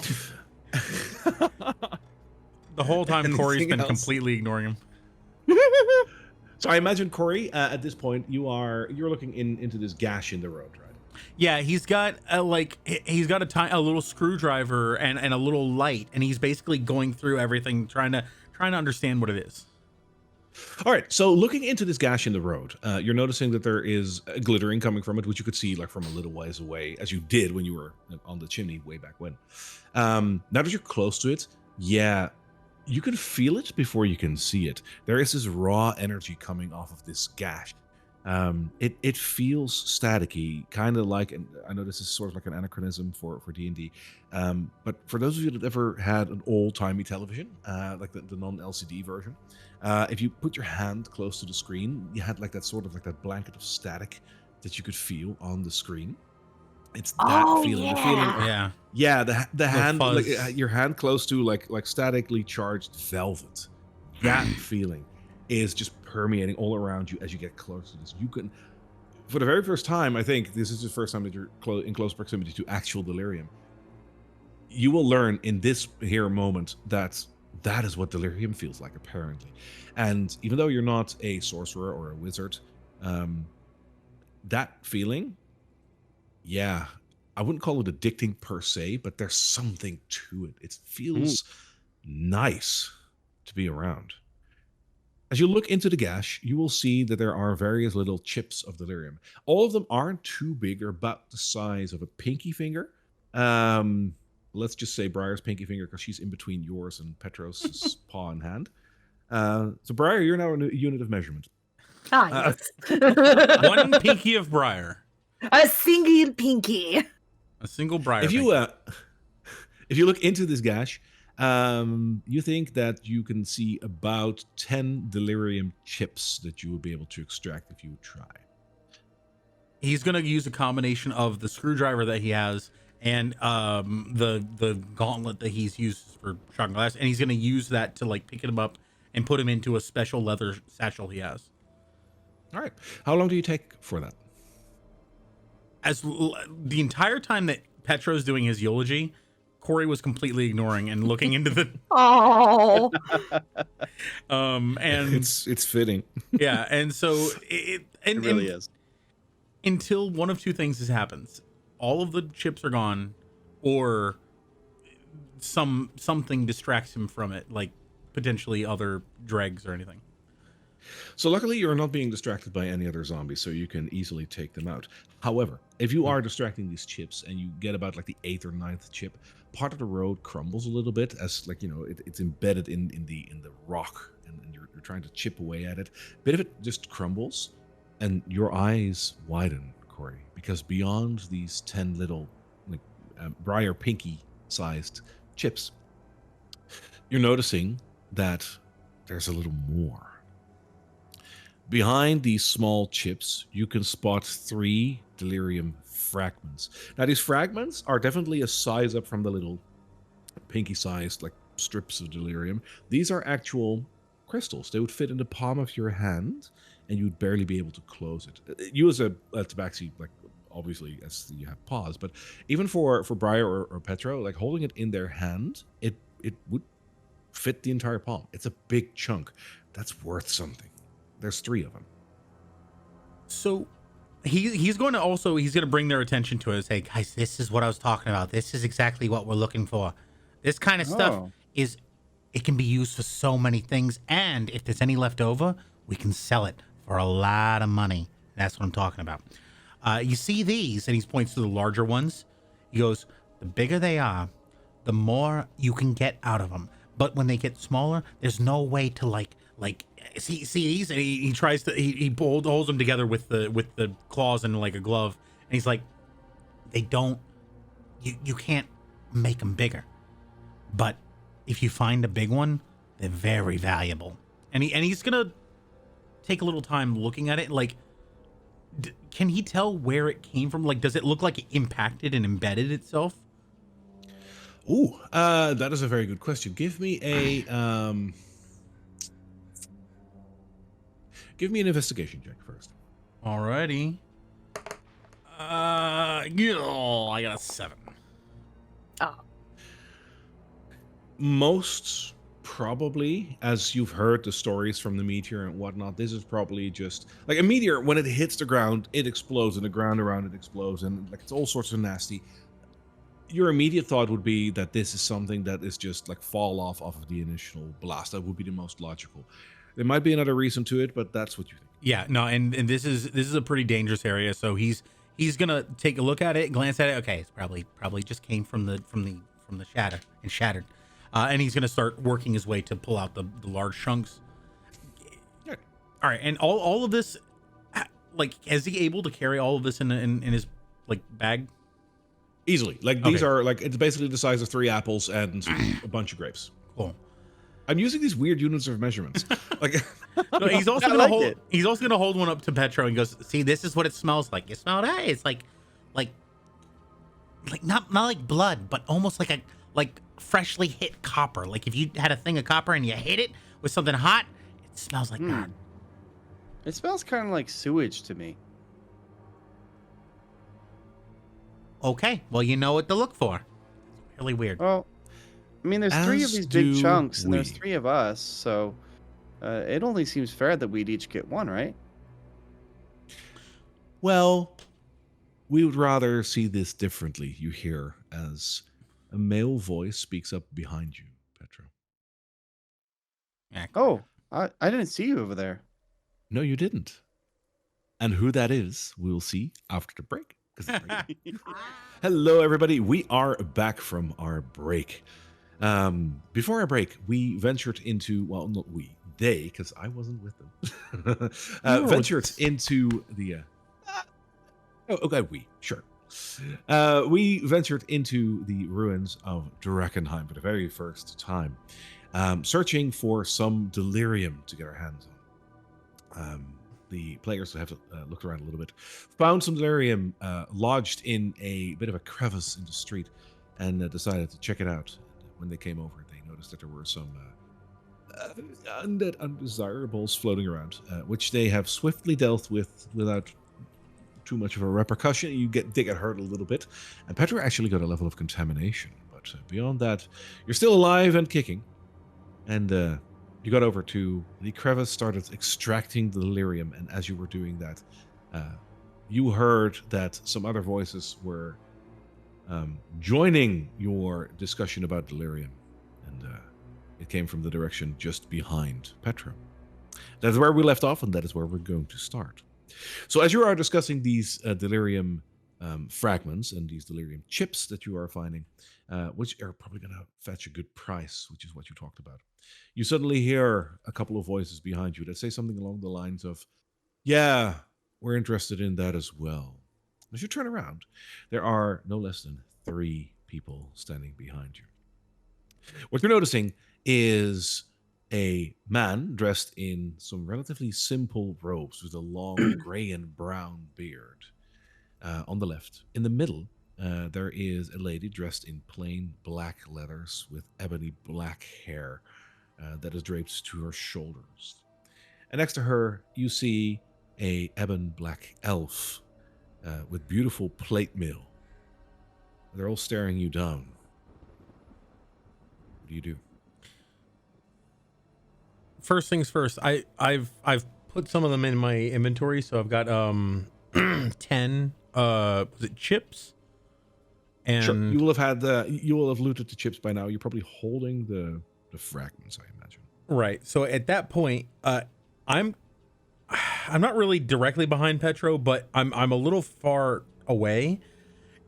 I know that I'm glowing because I'm holding delirium. Is there any way that I can like quickly put them in my bag and pull out 2 of the chips? You could try, so give me a sleight of hand check. Oh crap, I got a 10. You do exactly what you just described, but you're noticing that the lady with the black hair is intently looking at you. You get this sense that you might have seen what you did. I think as they say, oh, we're interested in that as well. I turn around. Oh, hey, friends, I didn't see you there. Is this your first time in Drakkenheim too? And I tried to discern while I'm saying this, if they hold any allegiances to the different factions of Drakkenheim, based on the clothing or whatever. Give me a perception check. Smart. Coming back from break, and I don't have my things on screen. Sorry. You are Petro, though, so it takes a second before you're like, hey. Exactly. Hey, it's... Yeah. Oh boy, natural 1, so that's it's not great. It's a 0. So you look at the 3 people here. It's 1, so it's a 0.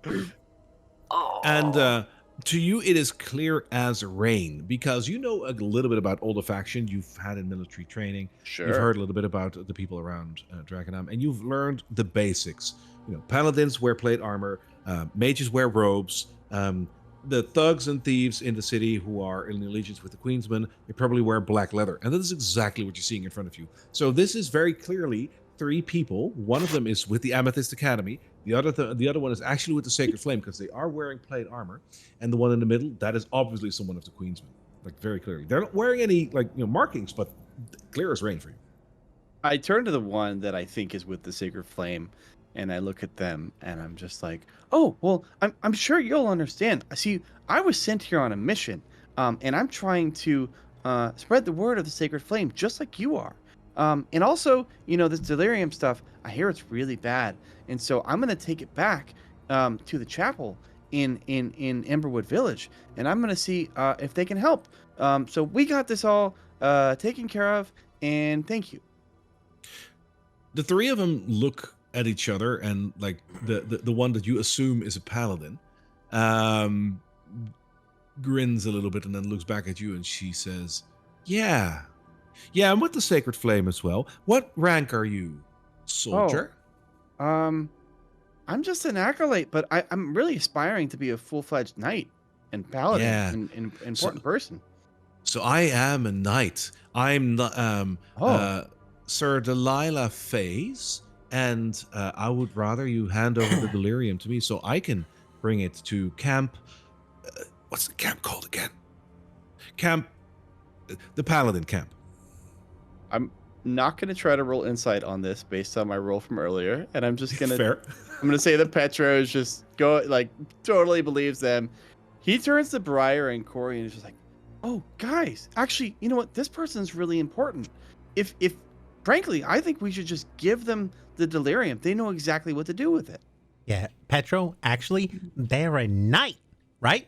So what we need That's them, what they said. yeah, there's a lot of evil things around here, so they should go fight those things, right? I'm sure they could. Yeah. Right. No, Petro, this is our hall. We're not letting these guys come in and filch it from us. Oh, okay. And I turn around and I look to the knight again and I just say, "Okay, so my friend who's really smart actually said that these are ours. He also said that you look really powerful, so maybe you should go fight some of those evil undead things. Did you know that I'm sure you can do this too. I smelled that they were evil.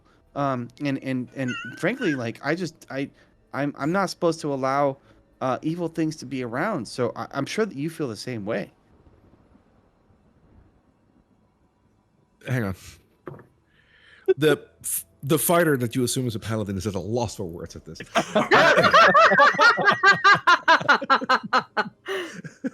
I'm willing to roll persuasion for this, by the way. You know what? Feel free, because like that is just yeah. I'm sure the DC will be very high, but I'm willing to roll persuasion. Go around. Okay. Yes! I got a 22. I don't know what that he's means. so but I got a persuasive. 22. So while your story, they can't make heads or tails of this. Like there's probably a red line in there somewhere that nobody is following, probably including Briar and Corey. But what you can't, like, what you're not getting across in terms of oral skill, you're making up for the fact that you are a big dude. Who is basically saying no to them. And You're telling me this was an accidental intimidation. His persuasion roll. is That's essentially what you're saying. Amazing. They're like, he might be stupid, but he's probably very strong stupid because he's still alive and he's inside the city. They look at each other and they're like, Can I do something? I'm not going to say anything, but can I do something while this is happening? It's looking. I want to look at them and see if anything obviously on them looks fancy, magical, special. Sure. Give me a perception check. Okay. Sorry, I don't mean to interrupt the flow. I just like. Okay, No, I got it's a fine. 14. The gentleman in robes seems to. I mean, he's dressed like a sorcerer or a wizard. You can't see anything magical on him per se, but you're assessing that he probably has something on his person. All right, so yeah, he's basically just peering over from the side, looking at him. But go on. Sorry.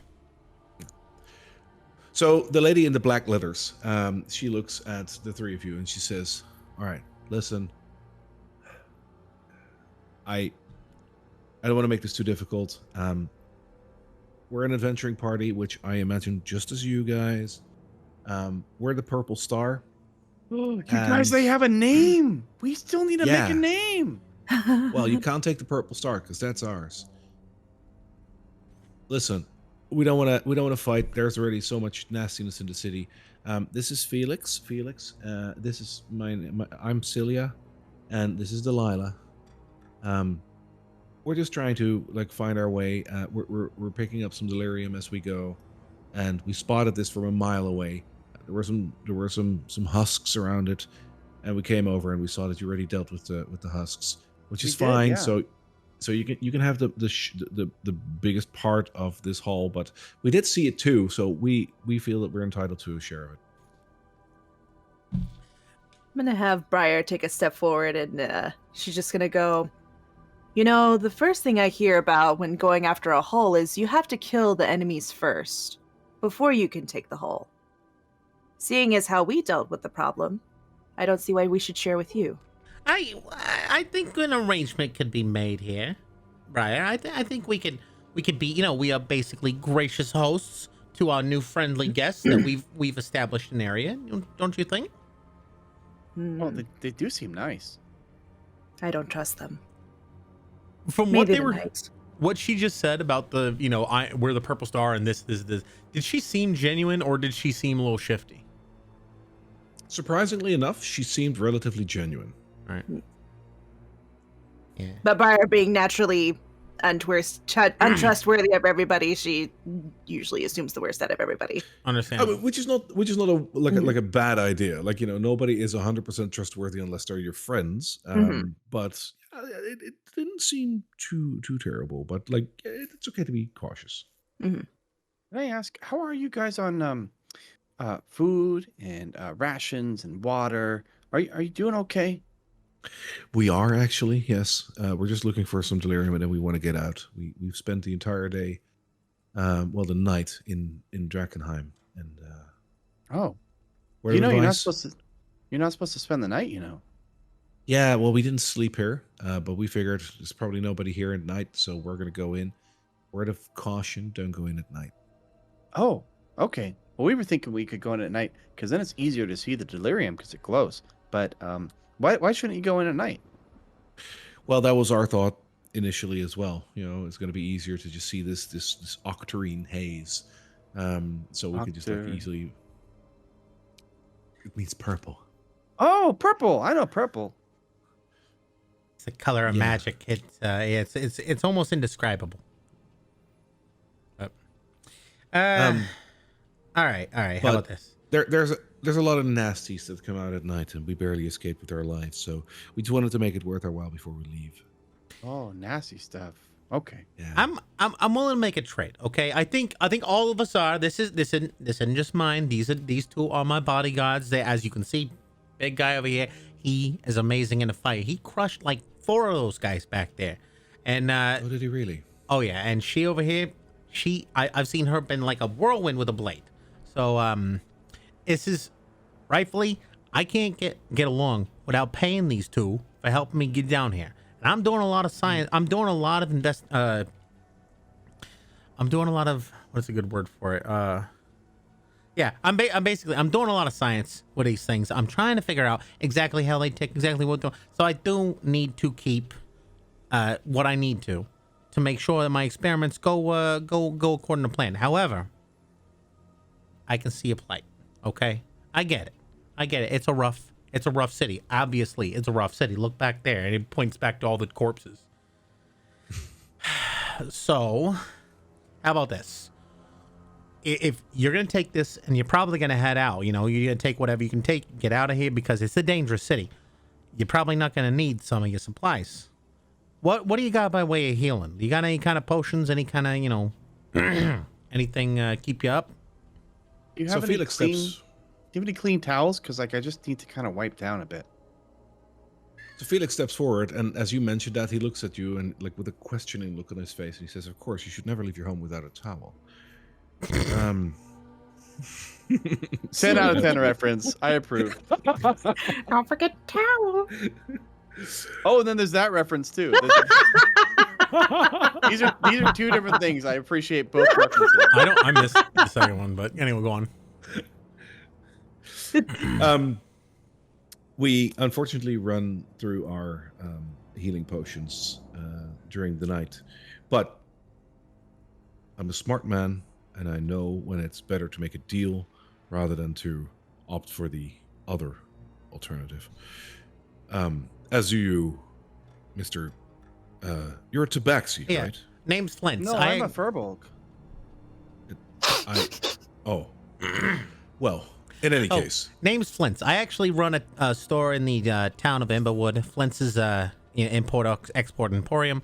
Honestly, I'm pretty sure that, anyone is a potential customer, okay? We can do business in the future as well. I think we can do something here. I think we can do a little business. So what do you propose? So I saw that you picked up a rather large chunk of delirium.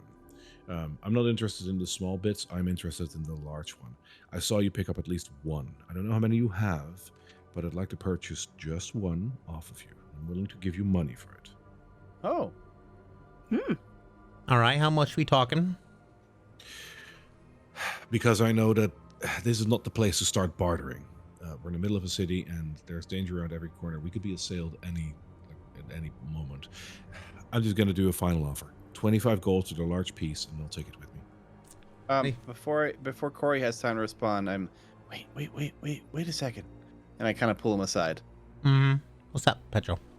I hold up one finger to the others.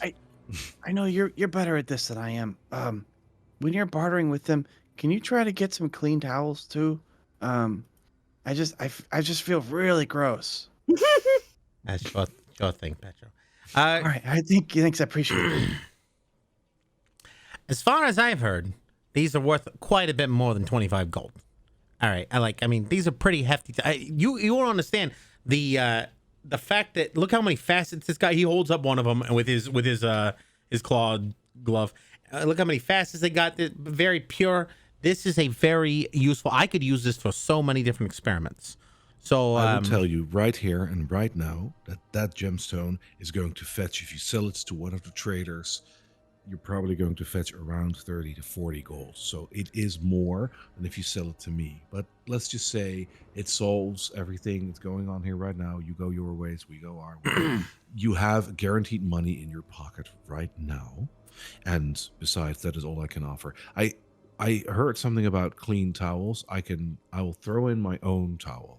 How did they hear That's that? Okay.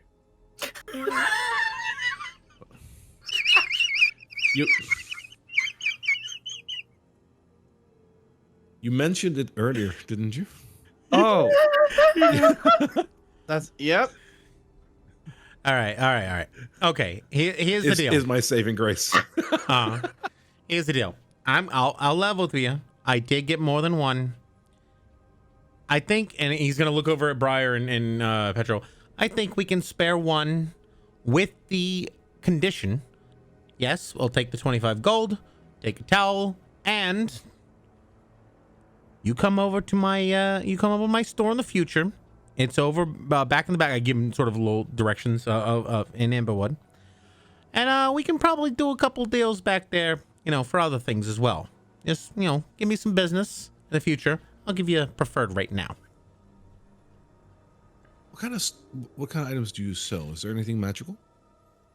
So as it happens, it is an import-export emporium. I have plenty of amazing wonders that you've probably never even seen. Things that you've never even heard of. Cure-alls for every occasion. It's true. Anyway, When I got there, I saw him. He made a magical bow, and it always hit the middle of the target. It was really cool. Really? I offer repairs of anything. If you can bring it back to me, no matter what condition, as long as you bring every piece of it back, I can probably fix it. And I can spiff up a couple of things here and there, and I do offer a couple of other things. I'm not going to give you the whole sales pitch, like you said. It's a dangerous area, so yeah, we'll go ahead and. The fighter will look over to the sorceress person in their midst, be like, "Hey, that might be a good idea." I'd say yes to that. Emberwood Village, right? Emberwood Village, back of the town, a little bit past the Bachman Buzzard, back in the far north corner. You got yourself a deal, cat. I like working with people that are smart. Oh, he's not a cat. Thank you, Petro. That is a tabaxi to you, but thank you very much. You know what? Tabaxi, all right. I think we got ourselves a deal. I think we got to work together. Surviving in the city is going to be hard enough. We got to deal with the locals. So, go ahead, and I will, produce the shard, or not shard, the larger one. All right. So he will give you 25 gold for that, as well as a towel, and the promise that he will visit your shop at some point. Mm-hmm. Petro just starts furiously wiping himself down.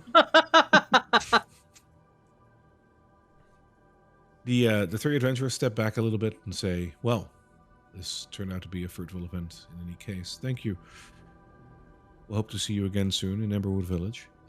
We'll be probably going to Ackerman Mill, right? Yeah, we'll be going to Ackerman Mill. It's on the other side of the city, but we'll run into one another. Until we meet again. Still there? Wow. Okay.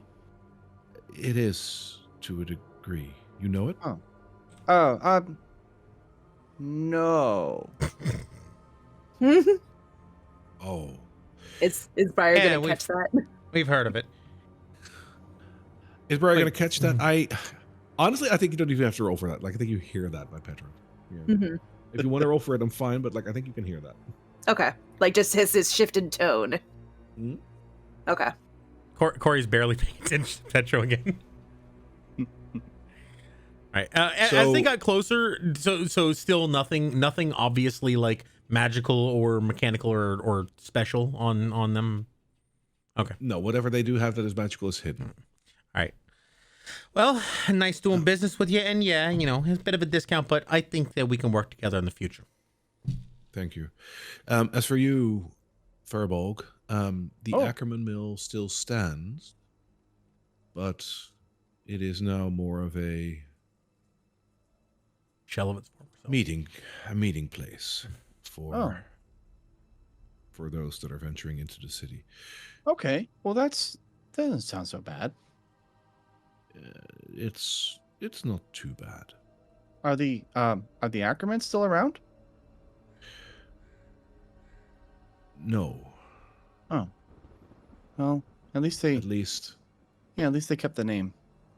yes, and they're and as the sorcerer's person wants to continue saying something, he gets a hand on his shoulder by the rogue that is standing next to him, and she just shakes her head and she says, "No, the Ackermans are no longer there." Okay. All right. Well, thanks for letting us know. It was good to meet you. If you ever need anything, want to team up or suggestions for a team name, you just let us know. Yeah, honestly, hey, Sure. I ran into these guys. They were doing some wandering around the Amberwood. They turned out to be really good fighters. If you guys can handle yourself in the city, I may have a job for you in the future. Who knows? Well, perhaps if we meet again, we can talk. For now, we're gonna try to get the hell out of Dodge and like recuperate a little bit. Good luck, and we'll Yeah, probably see each other again. Stay safe. A dead customer ain't Yes. really a customer at all. Right.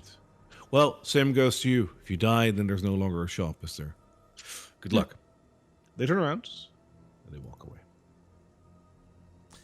From my having heard of people talk about like the hooded lanterns and other people I've dealt with, was that actually a reasonable price, or was it way more valuable? This size of Delerium is already starting to get rare. Like the bigger, the more rare. You've seen these smaller chips perhaps in passing. You've never really had the luck to have your hands on them. This bigger one, you've probably never seen. You've only heard of. I don't think you know what the prices of these. So, but the other ones, the smaller ones, do I know what they generally go for? Yeah, you do. Those go for about 10 gold each. Okay. All right. Yeah, we still got a pretty good. These bigger haul. ones obviously go for more because they're bigger. But what exactly? At least 25 gold, it seems. Okay, yeah, better than the other ones, but not necessarily. Like I didn't just hand over thousands of gold for 25. Probably. Maybe. Not crap. Anyway. All right. I can't believe they would pay 25 gold for a stupid little rock. Yeah. In fact, you probably don't need the other ones. But we'll. I actually do. I need some. Wait, I need some of them. Yeah. Yeah, we'll do whatever divvying we need later. In Okay. fact, yeah. So we'll just, Looking I trust at, you implicitly. Oh no! I love that in a partner. I love that in a Isn't it great? bodyguard. And I know that you do to me too. So 100%. You have proven to be a very effective bodyguard. and as I say, thanks. as I walk away to this house. yeah, remember when I oh, okay. She's just gonna gently pat Petro's arm and just. She can't quite reach his shoulder, but she can reach his arm. But sometimes the ones that we love the most just don't love us back. But he'll come around. He'll come around. Oh, my heart. Oh! Ow. Briar's just gonna take like one small damage in the heart. One psychic damage. One psychic damage. God. Her trauma. 1 HP of heart damage. Yeah. Her trauma. So if it looks relatively safe, if there hasn't been a lot of action in the area, he's gonna kind of do a sweep. Yeah, other than the 3 adventures that you just ran into, it's still been relatively quiet. Which on the outskirts of town, it seems like that is. I mean, while traveling here, you didn't encounter anything other than some actual dead corpses. So apparently, this is not weird. It's good to be on the lookout, but it's just empty right now. Okay.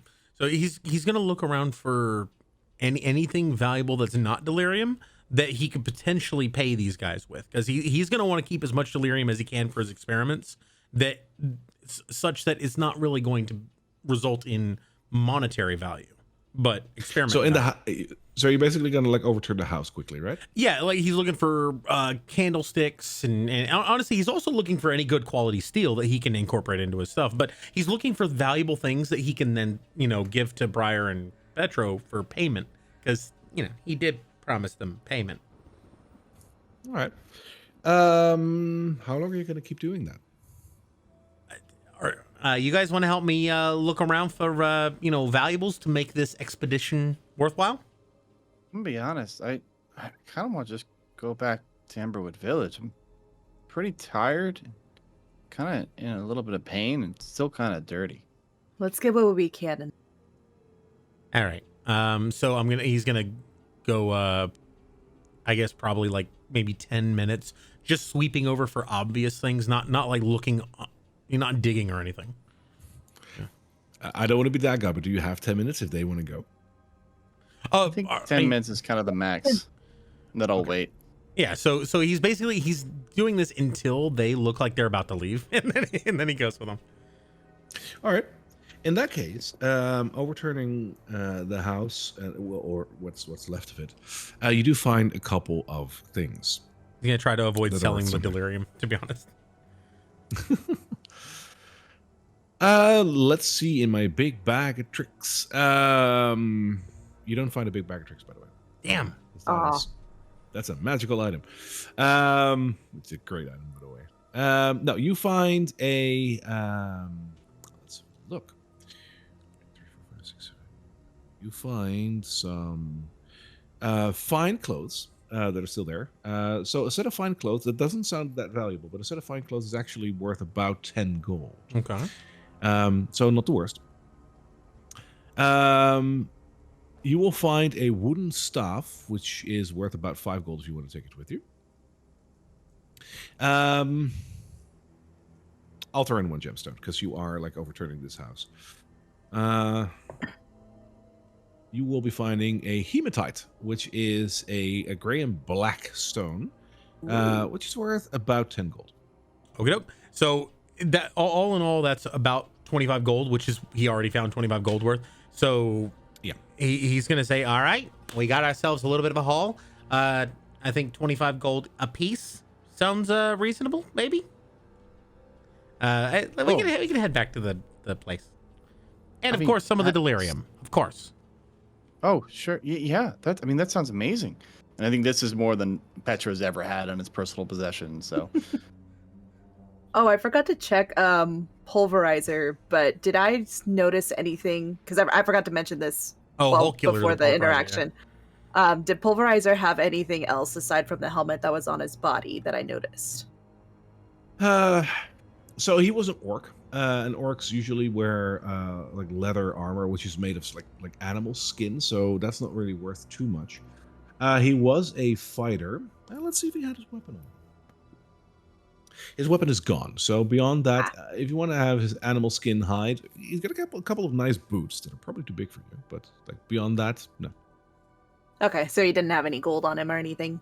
Hey, shoes can be very valuable. Shoes are very valuable here at Drakkenheim. That you didn't check, and I imagine like while Corey is overturning this house, you would have probably have a look if he got some gold in his pocket. He would have had like a little bit because he did buy the helmet. 4 gold. 4 gold? Okay. Yeah. We'll pocket that gold. And I'm also gonna money is money. I'm gonna hand Briar the other 25 gold I got from them as well.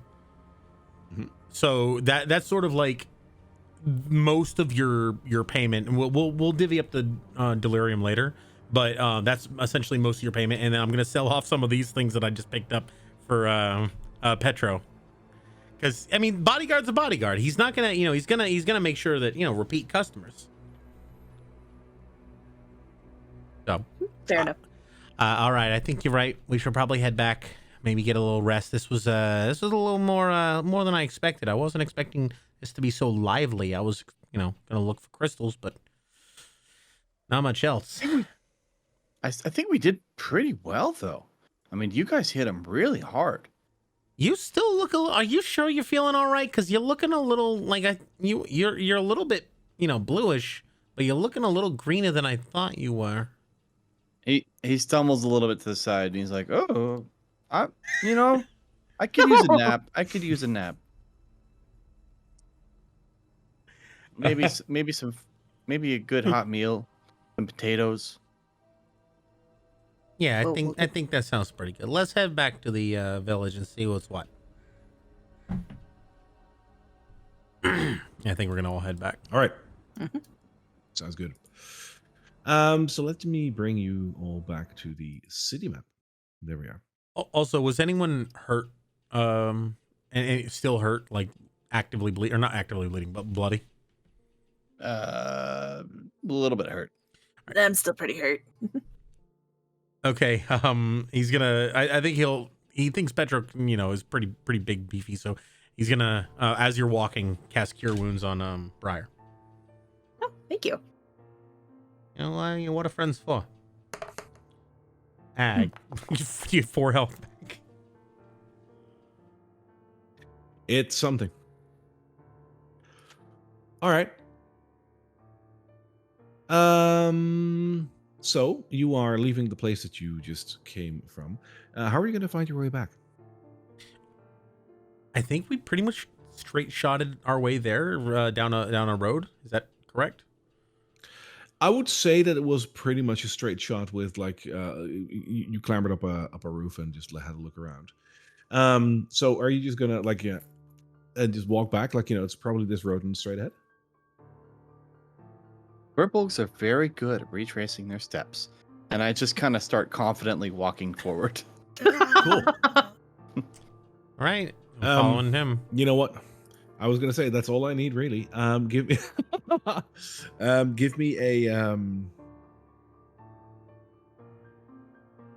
give me a perception check to see if this is the road that you came from. Perception. Okay. Oh no. Not great at that. Not great at that. 12. Oh. Okay.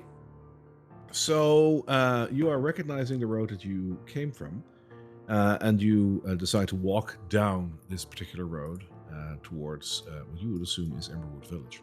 Guys, it's this way. I definitely remember. So this isn't Champion's Way, which is like the main road. You would easily see Champion's Way as soon as you reach it. This isn't Champion's Way just yet. So you keep on walking down this road. Let's just say that it takes you like about 10 minutes. After, let's say this 10 minutes, do you decide to just keep walking until you recognize something? Or is there something that you're gonna do to make sure that you're still on course? I think that as a furbolg, I'd be looking for any trees or plants that I recognize. Anything that's growing in the ground that I might have noticed on my way here, because I am keeping an eye out most of the time for anything that's like herbs or something that I can add to food. So that does make sense. Give me a nature check on that with disadvantage. Okay, interesting. Disadvantage. Double 9s. Or no, that's 8. 6. Never mind. No, they're both 9s. Double 9s indeed. Oh. So no, that it is was a a 6 and a 9, so it was an 8. Yeah. Yeah. Nice. Oh, It looked like 2 9s. Nice. it looked like a 9 for me as well. It Yeah. did, yeah. Damn it. All right, so an 8. With that, Pedro, I don't know how to bring this to you. Luckily, you're not a druid. Let me put it that way. There's not a lot of plants in Drakkenheim, my friend. The trees that are still there almost look like they are.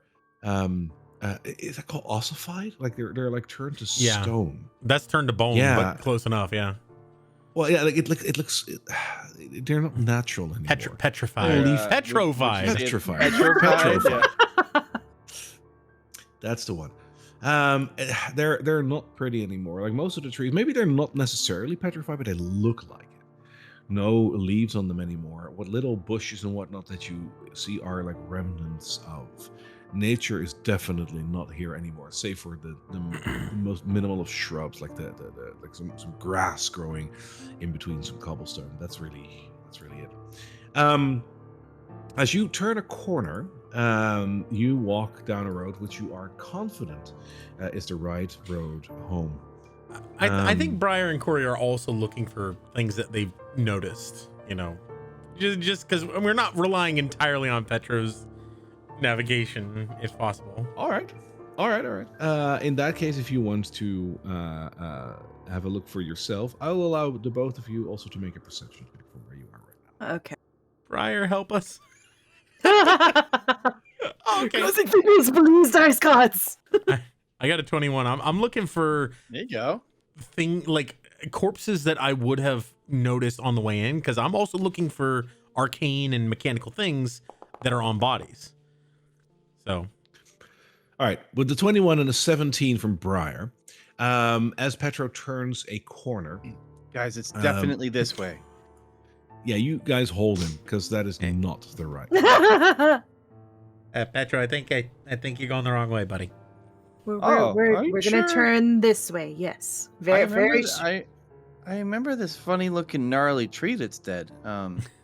But I No. usually I'm more used to recognizing plants that are alive, to be honest. So As you're like having this very quick discussion as you are on your feet, you suddenly hear a howl that is coming from down the street. Not you can't pinpoint where it comes from, but it's roughly in the direction where Petro was just about to go.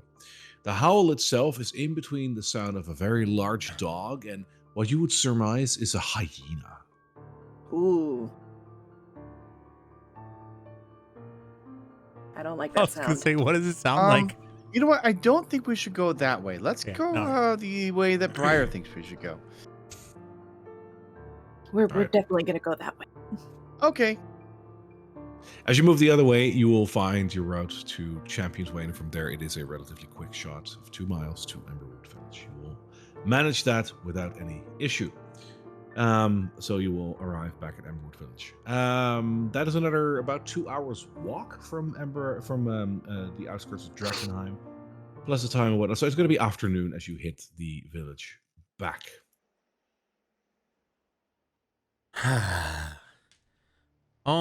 Dusty home. I think so. Did we already split up the delirium, or are we waiting on that? So I think I don't think you did. no. While we're coming in, he's gonna pull you guys off to the side and make sure no one's looking. Like look around. Anyone? All right. Okay. So here's the thing. First of all, you gotta be very careful if you're gonna touch this. Okay. You don't touch it with your own hands. It's like fire. Remember, Petro? It's like fire. You don't want to touch it with your own Alright. hands. It'll hurt you. I remember. Cool. And I pull out like a small pouch. We'll just keep them in here. All right, so he opens up the whole thing. You see 2 large ones and 10 small ones. And all right, so what I'm going to be doing is I really want to do a lot of, I need to do some experimentation. I think I can get these 2 to really work for one of my pet projects. Would you guys be okay with how's 4 of the shards, the ones that are briar finger size, 4 of these each. I'm gonna keep 2 of them for experimentation, and the 2 big ones I want to show you guys a really cool gadget I've been working on tomorrow. Okay. Just be careful. I mean, this stuff is dangerous. It is.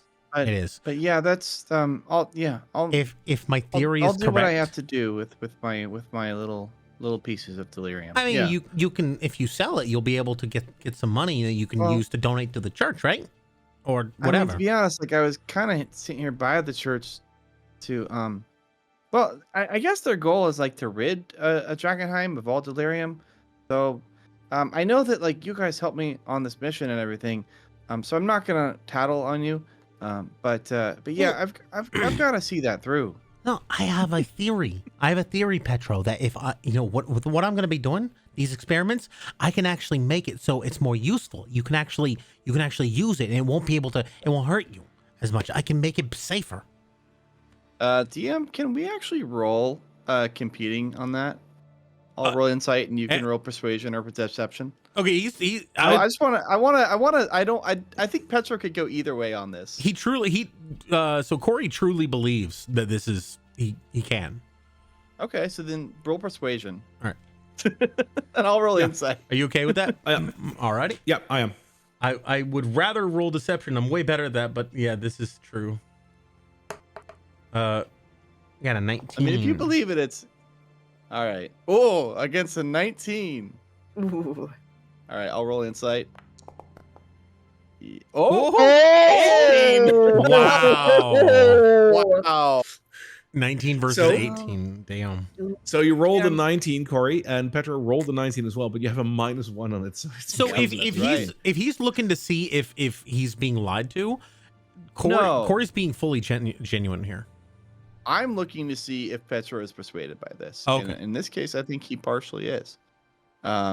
And so I think that at this, Petro would be like, well, let me at least talk to the paladins about this, and maybe they'll know more. Maybe we don't need to destroy it. I don't know. All right. I mean, you do what you think is right, but remember, you're really handy in a fight. You've done a lot of good so far for this city and for me, and I think we can work together again. If you're I mean, I think so. You really seem to know your way around Drakkenheim. And when you climbed up that roof, that was really cool. So, I like it. Yeah, we should hang out. You too, Briar. That was, you're really fast. you're really good at stabbing things. I didn't even know you had swords on you before. You hide those things pretty good, like some leg sheaths or something. Anyway. I keep them on hand when I need them. Are you okay with a little arrangement here, or Briar? Yeah, you 25 gold from earlier. Yeah, I think God, what was there was gold. Oh, we got 14 gold earlier than that, which was split evenly between you. So I mean, 32 gold plus 4 shards of Delerium. I think that's pretty good pay for bodyguard gig. She's more on neutral terms when it comes to Delerium, but she knows it'll sell. So she knows she has a feeling about Delerium that it's not right, but she's doing everything she can to just get as much gold as possible. So she'll be less inclined to turn it in, but she will sell it. Hey, if you want to hang on to that, I will buy it back from you once I have the gold to cover it. I'm a little gold short right now, but I'm trying to make, do some experiments. I could really do a lot of good with those. But fair's fair. You get paid. An honest day's work. Honest day's pay. Of course. I'll go ahead and sell what I can with some of the stuff. All right. As you are entering the village, one more thing that I wanted to add in. You're coming in from the south. One thing that you will not have noticed when you left, probably, because you're sitting out to Drakkenheim, your focus is on the city, which you can see from Emberwood Village. Like, you can see the city on the horizon. You would have probably looked at it, but now that you're coming back, there's one thing that you're also noticing. Off to your right, as you're coming into Emberwood Village, there is a farm, or rather, what remains of a farm. As I told you in the previous episode, nothing really grows around Drakkenheim anymore. And it's not just the trees. It's just the farms and the fields. They don't grow crops anymore. Everything is imported to places like Emberwood Village because the ground just doesn't want to anymore. One of those farms is the large farm that was associated with this town, which, as you are coming back, you notice has gotten a different reason for existence, so to speak. The crops have been trampled down, and instead, you will have noticed a large congregation of tents on the farmlands. It seems like an awful lot of people are camping on this farmland. Whether or not you want to do something with that, obviously, is totally up to you. But you will have noticed that there is a large group of tents with campfires going in this previously farm. Do they have any flags or indications of allegiance? They do, actually. Yes, there's a couple of flags, and they. I don't think you will recognize the emblem per se, Petro, but it looks like a ball with a bit of fire around it. So it does seem to have something to do with fire or well, something or another. But it's different from the sacred flame symbol. 100%, because the sacred flame is like a chalice that is on fire. Right. This looks like a sphere that's on fire. Okay. Do I recognize the symbol? You've been around Emberwood Village long enough that you will have seen this before. I don't think you've actively asked what it is, because they will not have ever asked for your services. Okay. But what you will be able to share with your party is that you will have seen them, and the group of tents sometimes grows, sometimes diminishes, but there's always a large group of tents and a lot of people there, like easily like 100. Okay. Okay. I've seen this album before. I think I heard stories. I try to stay away from large groups of people. Unless it's in a bar. Anyway, you know where to find me. I'm gonna go to the store, and I think we should all head in, just see if we is there like a place that is obviously like not a public bathhouse, but a place where people can go to get cleaned up, because I think we all need to go there. Yes. You know what? Honestly, no. The only place that would have very well tended to baths would be the Red Lion Hotel, which is the exclusive place that you ran into the representative of the Amethyst Academy. They would have warm baths, probably, at a premium. Beyond that, what about the creek behind the town? Yeah, that would river? be something. That would be something that you could clean yourself in. But I think if you would consider that, you would be. And this probably have been part of your training as well. The water around Drakkenheim Right. is contaminated, so Right. that is something to consider. Even the rivers here. Do I know from living here for a while, if it's boiled, can it be used to clean with? No. No. Well, I mean, yes, you can, but bearing the risk. You know, this is not a bacterial infection that you're boiling out. All right. We're gonna keep, mum's the word about what we got, but we probably should head over to the chapel. Help, cause Petrol, you said you're fine. You look pretty little. I'm gonna be honest with you guys. Well, with you, Corey. I should probably go alone. If you're gonna be doing experience with Delerium, I'm not sure that they would appreciate that.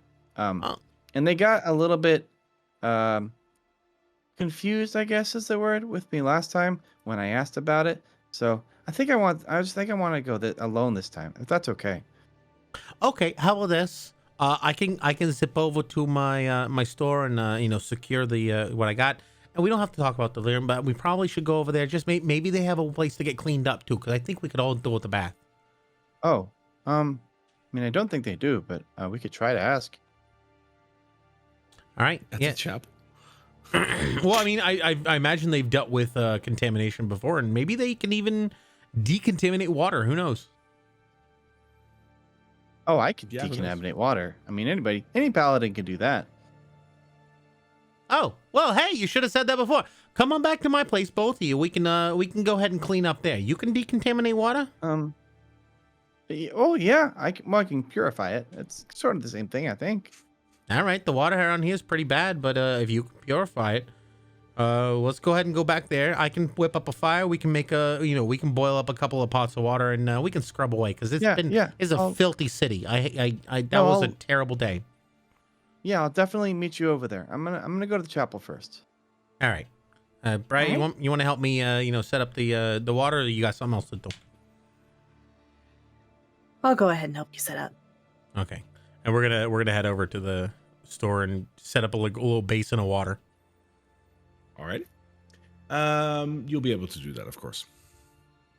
As you are walking over, you'll notice that the town is still just like being active. It's during the day. The caravan court is in full swing. There's some people buying and selling things to the various owners of the caravans around the boarded up well. There is some life in the chapel, of course. You would have heard some sounds coming from both the Gilded Lily, the Skull and Sword. Interestingly enough, there is a big building that you pass when you move towards the Flint's import-export place as well, which is the building over here, if you can see it. Mm-hmm. That is a rather high building. I haven't really talked about this one in the previous chapter. But this is actually a watchtower, a rather large one. It is one of the places that the Hooded Lanterns often visit. They still hold a small detachment of soldiers here to keep watch over Emberwood Village. And as you pass by, you will notice that a couple of them are sparring outside. I think Briar and I both have past experience with them, so we'll probably greet them and just chit chat a bit. Probably, yeah, because you know them. Yeah. Mm-hmm. There you go. If you want to talk to them, you can, of course. If you're okay, I think we can defer to Petro in the moment, just so we can do. Or do you want to go prior? Let's go ahead and defer to Petro. Sure. So Petro, you are moving towards the chapel, I imagine. That's right. Yeah. All right. As you go to the chapel, the Flamekeeper Hannah, who is the main attendant of the chapel of Saint Ordena, is still there. Ophelia Reed, who is a high Flamekeeper, who is with the Paladins of the Silver Order, is still there as well. Both of the Paladins that were with her are probably here as well, but you don't see them immediately. Okay. I think I just go over to the normal Flamekeeper that attends to this chapel, Sure. and talk to them first. And I just say, I know that Paladins, Sacred Flame, we're supposed to destroy Delerium, right? We're supposed to rid Drakkenheim of. At least that's what I was told. I think that's right, but I don't know if I was there for the day when they trained. How do we destroy it, and how do we get rid of it? I'm a little unclear on that part. So, Flamekeeper Hannah listens to your plea almost, with intent, and as you say this, she has a puzzled look on her face, and she says, "I'll be honest. There's not a lot of people that actually want to destroy it, save for our order. It seems to have magical properties. It seems to fetch a good price. So a lot of people are just selling it off and whatnot. So I'm hearing more about people doing that than destroying it. But what little I do hear about destroying is that it seems that if you break the crystal, it loses all of its inert properties.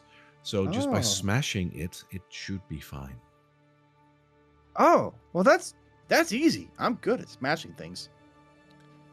Yes, I imagine so.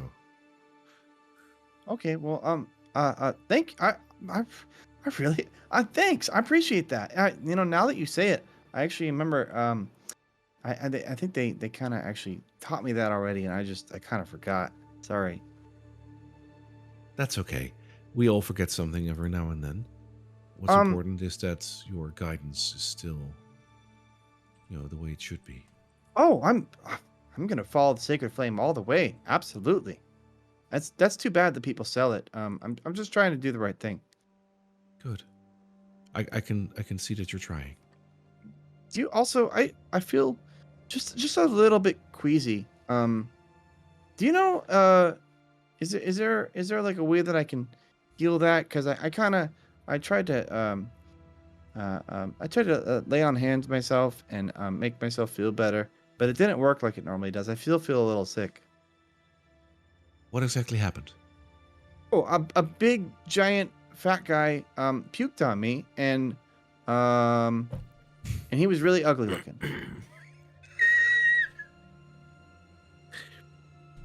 Flamekeeper Hannah looks at you in amazement and says, she basically repeats exactly what you just said. And just Oh, looks don't at worry. you like I this. got a clean towel and I wiped it all off. Don't worry. Right. And this was where now? Oh, this was in Drakkenheim. Oh.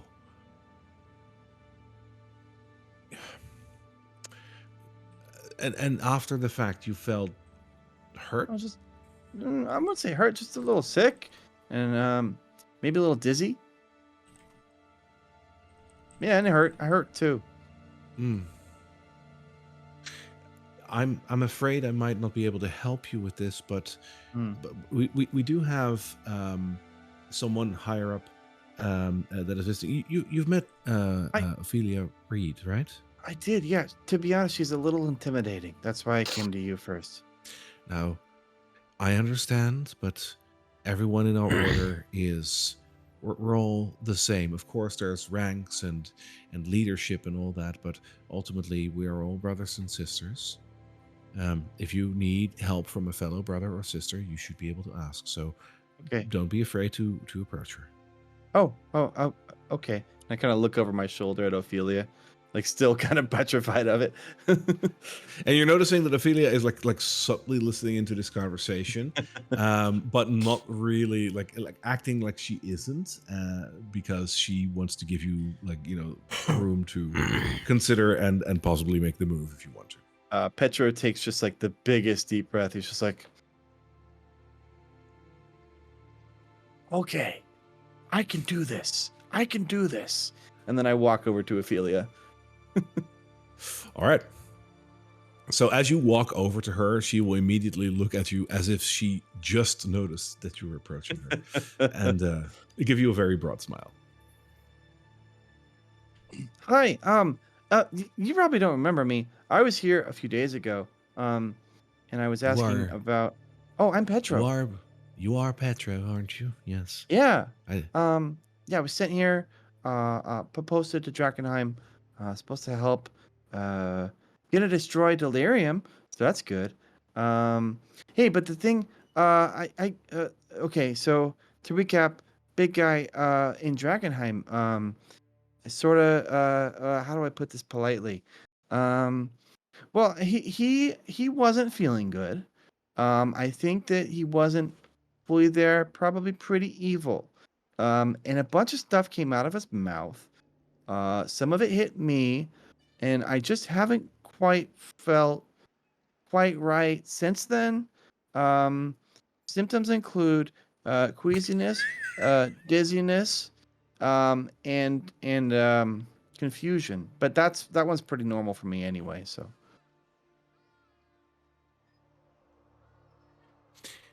Right. Let me start with the fact that, my dear Petro, your heart is in the right place, and I do appreciate that about you. Oh, thanks.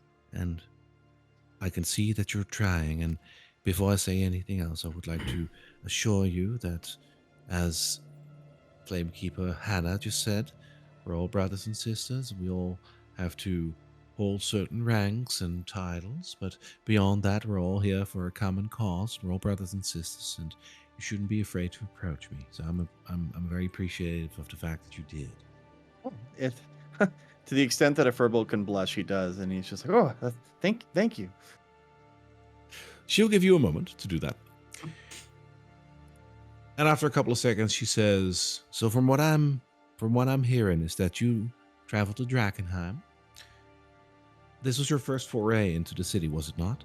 Yeah, it was, and it was pretty scary, to be honest.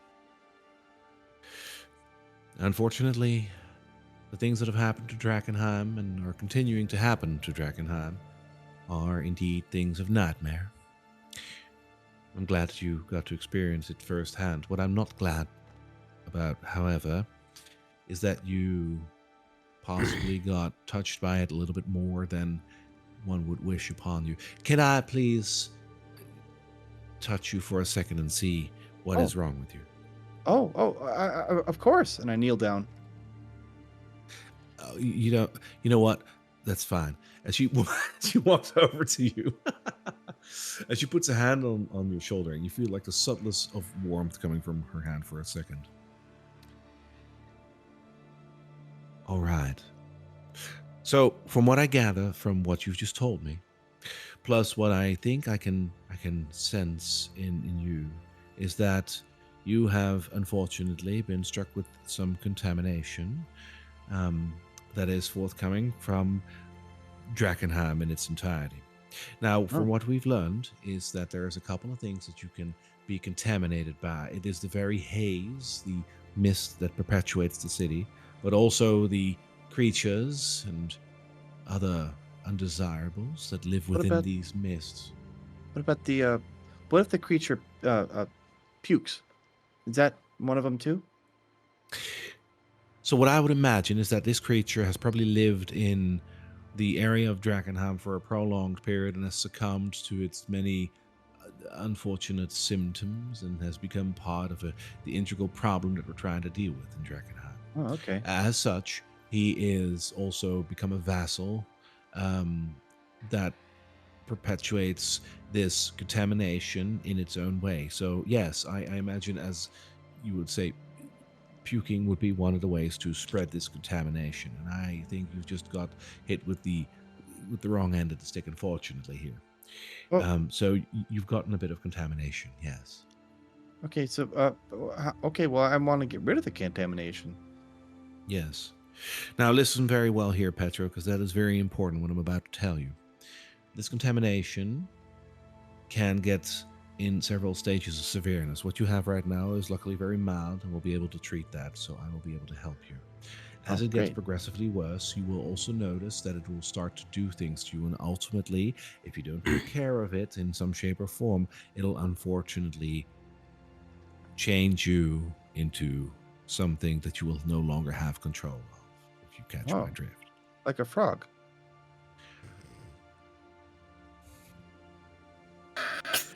She smiles at that for a second, as does the DM, because that's freaking funny.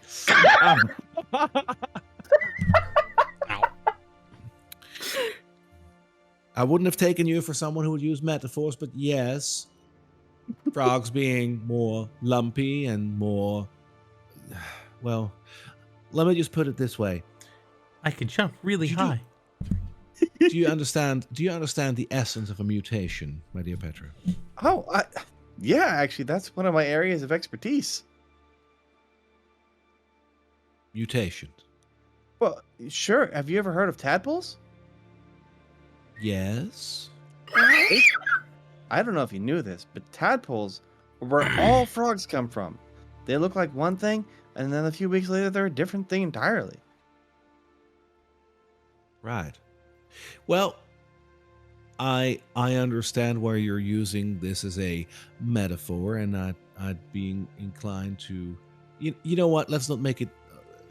Let's just keep it simple. Yeah, you're the smart one. Yeah. You do have a good grasp of what it basically does. If you get contaminated too much, unfortunately, this might do something with you. So let's just say that you are currently still a tadpole, right? You might just sprout from a tadpole to a frog. You sprout legs and you sprout arms, do you not? Oh, but I already have legs and arms. Yes, but imagine that you sprout an additional arm and a leg. Oh no, I'm fine with how many I have right now. Right, but what if you don't have any control over it? What if just by being in the city, this just happens to you? That, in essence, is what a mutation does. It's an unnatural chain.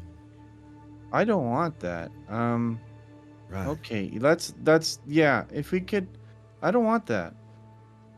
This is the very reason, my dear Petro, why the Paladins of the Silver Order are here to contain and ultimately destroy that which creates this terribleness for all of the inhabitants in Drakkenheim and beyond. Oh, Because nobody deserves a fate goodness. like that. Well, I'm glad I came here first. Well, good. I will try and heal you, and make sure that this contamination is taken away. And I would like to assure you, make sure that you understand that if you would run into contamination again, you would do well to be very cautious. If you get a too high level of contamination, you might not make it back here. Well, I know what they look like now, so I think I'm okay. Right. Well, if you will just stand still for a moment, and she Mhm. puts her hands on your chest, and as she does, there is a very subtle glow coming from her hands as she casts Heal. It's one of the few spells that actually helps in clearing out contamination at this lower level. Your contamination is effectively purged, and you are currently no longer contaminated. Woo! I want to eat normal food again. I feel so much better. Thank you. Well, don't mention it.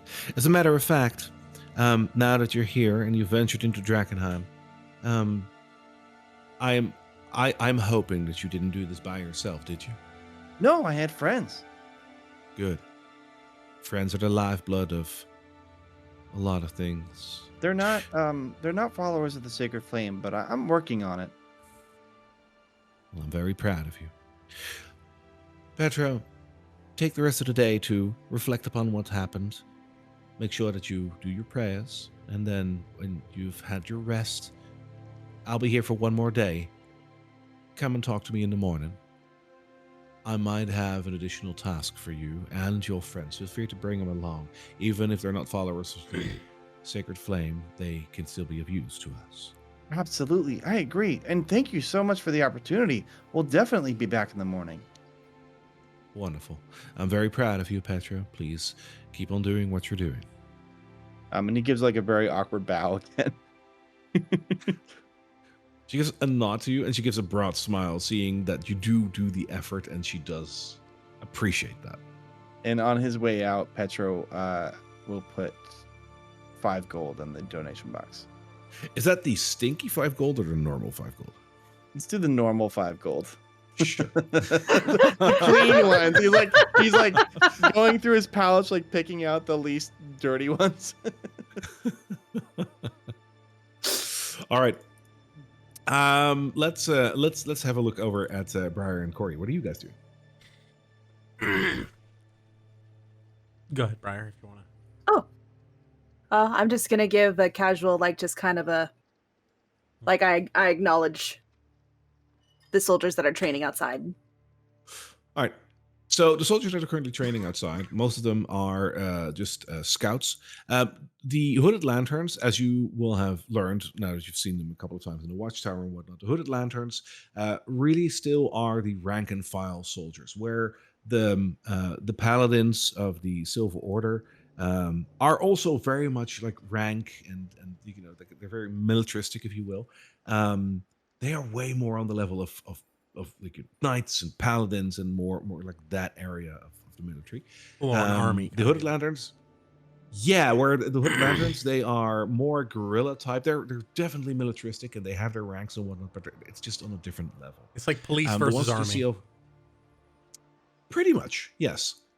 Looking at the hooded lanterns, the ones that are here are at a scout level, which would be the entry level of soldiers that are just keeping watch and training here. But you're noticing that there's one in their middle who is a lieutenant, who's a lot higher. You can see that by what he's wearing and whatnot, but also by how he holds himself in the group. He is just a little different. That being said, there is a very dreadful look on his face. So if you just wave at them and whatnot, he'll wave back, but it's going to be half-hearted. Have I worked with, have I like repaired gear for or had any dealings with these guys before? Gosh, I hope not. Oh no. Oh no! Well, I mean, I repaired the gear of everybody who comes to my place. You know. Well, of course. You know what? Sure. Okay. The dice says that sure. All right, so I wave to the ones I know. I'm like, hey guys, how you doing? Making our way back from the city, or at least just taking a look. They'll wave back, and the lieutenant. I don't think you know the lieutenant. He'll wave back at the both of you.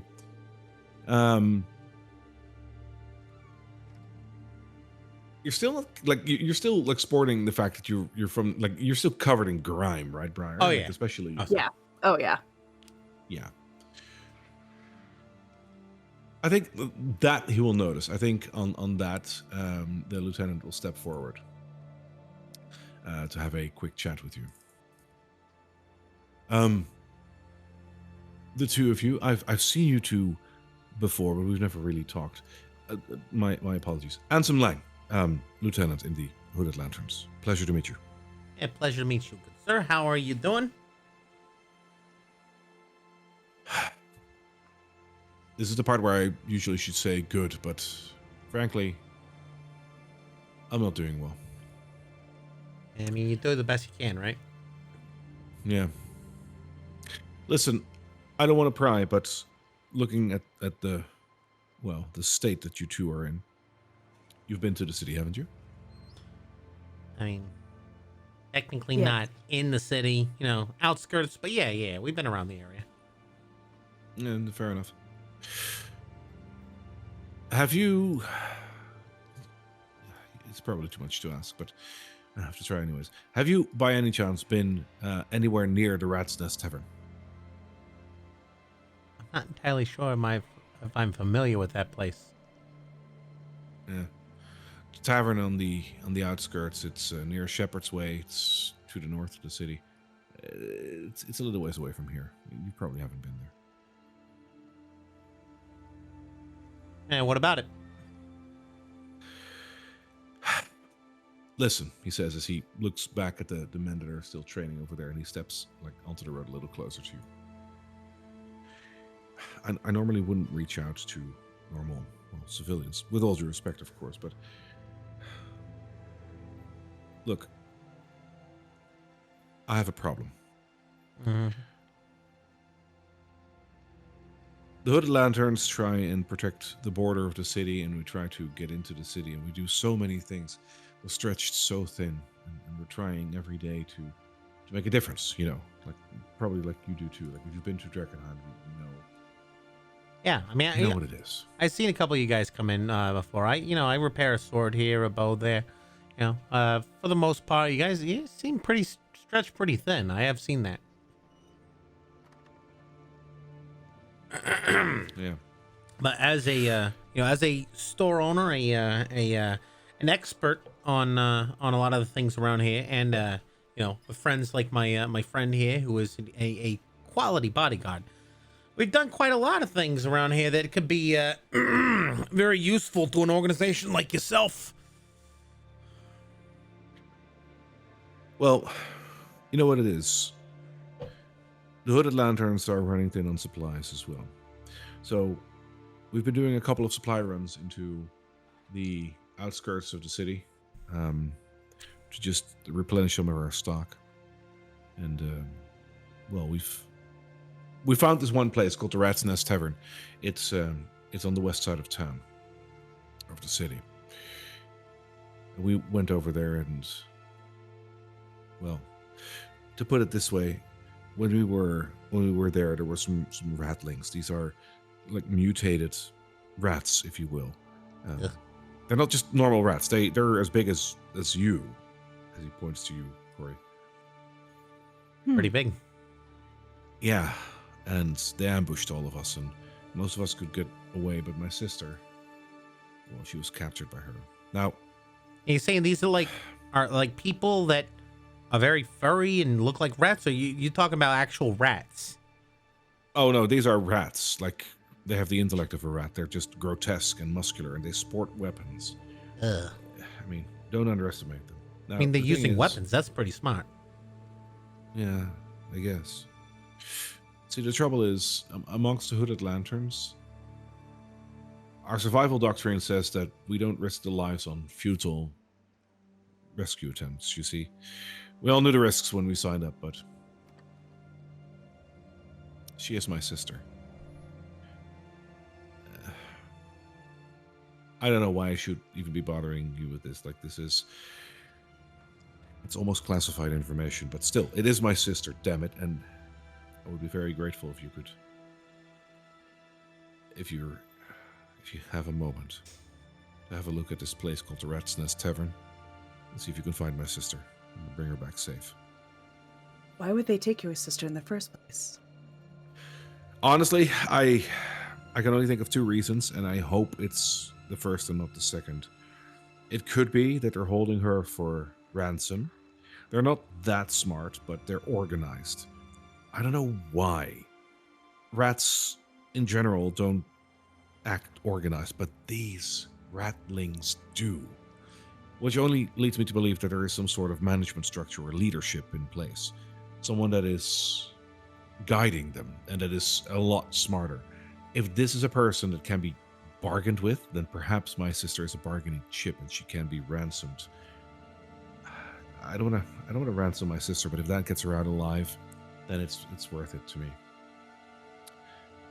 I once Or had option a number two, manager who was which a rat. Anyway, go on. option number two, which I dread a lot more, is that they took her in for food, for sustenance. The rats eat everything, including people. I hope that's not the case. But when you say Anyways. ransom, like, you think they might, be willing to trade for something of value, say money or something? I hope so. The fact that they're not killing her outright, but dragging her with them, means that they have a reason to do so. This leads me to believe that there might be some sort of like a management structure or leadership that might consider this. I hope that that is the case. What kind of ransom would you be willing to pay for your sister? Or able to pay? Yeah, I know you're stretched thin. Thank you. In any case, whatever the reason, whatever the solution, rather, may be for this situation, I'm willing to pay 250 gold for her safe return. Plus, of course, if the ransom... I don't know what they're going to ask, but I would hope I can rely on your creativity to find a solution. I mean, if I was a rat, I'd assume it was like food or something. Like, what do they want? They're probably scavenging as much as we are. All right. At the end of the day, that is probably what they're doing. So maybe it's not just money. All right.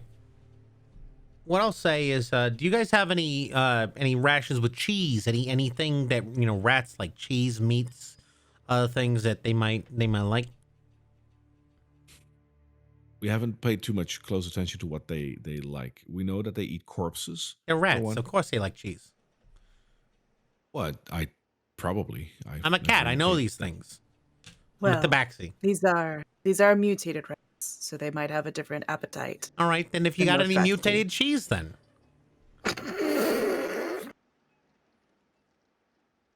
Sure. In any case, you sound like a person who can think on his feet, and that's great. yeah, I'm an expert negotiator. So And you, he points to Briar. I believe I've seen you around a couple of times. You do like work like this for other people, right? I do. Well, it's on the table. 250 gold is for the taking if you can bring her back safe. all right, little proposition. You go ahead and you put forth the 250 gold. Bring me a bag of cheese and something I might be able to negotiate for her. Who knows? Maybe they want it. I think we might be able to look into it. He looks over Briar just to see if she looks amenable. She's gonna kind of have almost kind of like a... Oh gosh, there's a word I'm looking for. Almost kind of like a bit of a sentimental look in her eye. Like she genuinely believes that he cares a lot about his sister, and she kind of bonds a little bit with that. Get something in your eye. And- What's going on? Nothing. Sorry. We'll bring her back. Listen, the supply run itself was a bust. I lost my sister. I understand that you want to have the money up front. Times are tough, especially in Drakkenheim, but I hope you understand that I can only pay you when you return with her. I have no guarantee that you even make it out of Drakkenheim alive. And if you don't, then there is 2 more dead corpses and 250 gold out in Drakkenheim for whoever finds it. I'd rather have it here. If you come back, you have the sworn honor of a lieutenant of the Hooded Lanterns that you'll get your money. I'll tell you what, you know, you may not have the money up front, and hey, you know, you're absolutely right. You could totally die and not be able to come back, you know, lose your money.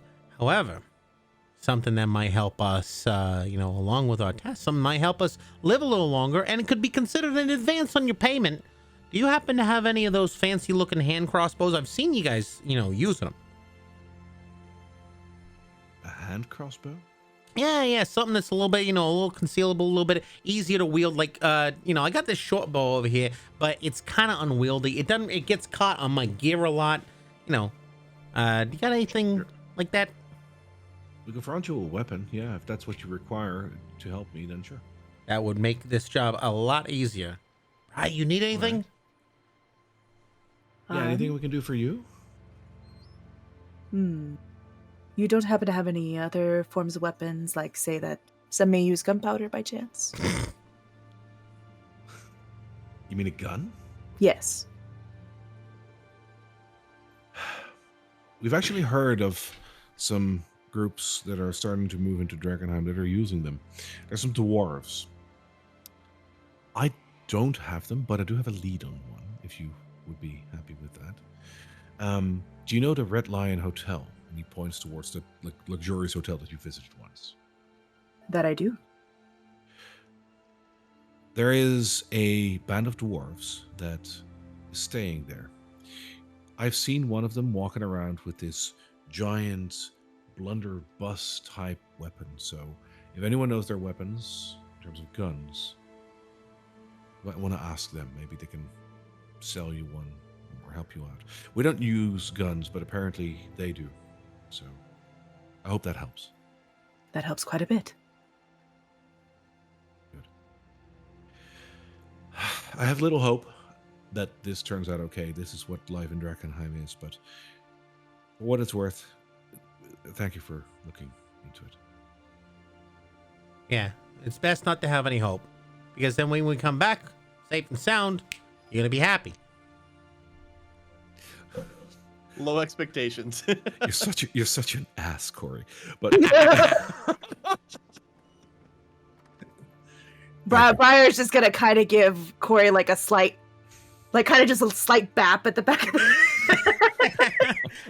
Come on, it's a good policy. You gotta hope for the worst. Wait, no, expect the worst. Never mind. Can expect the worst, but could still have a little bit of hope in it. Yeah, sure. I need to get back to my men. If you require anything else, I'll probably be here for the next coming days. All right. See you later, Ansem. Yeah, those guys. And he walks off. Those guys are a little low on resources, and they're a little bit noble for my taste. But I gotta say, they've always paid their bills. So They've done me pretty good jobs. all right, there is a boiling pot of water with our name on it. True. I really need to get this off of my skin. So at this point, I imagine, Petro, that you are joining them for a bath. That really sounds very intimate, but like it's you're joining them to get cleaned up. Before I do, I'm going to find a stump somewhere. A tree stump. Oh, He's just The tree variety, right? Petro Yes. gets stumped. Yeah. There's a lot of people walking around here with like lost limbs and whatnot, so you're probably going to be able to find one. Okay. You know what? Walking around to find something like the very few trees that are around here, there's not a lot, but they're actually like upright.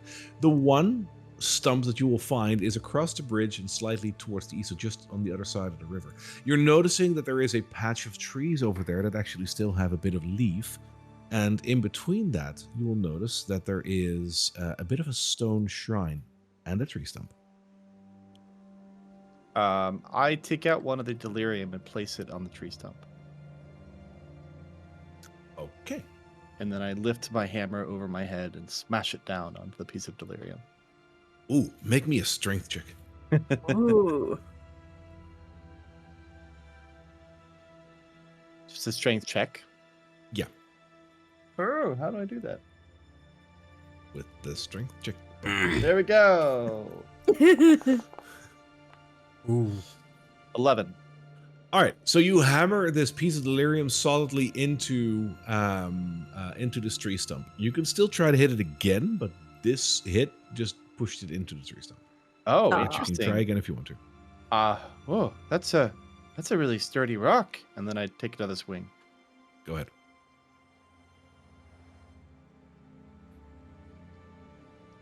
Worse. Oh. This one is a 7. All right, you hit the tree stump and you don't hit the crystal. I'm gonna give you one more. Three's max. I kind of like pry it back out of where it like got buried in, and I try to like place it back on top before I take this swing.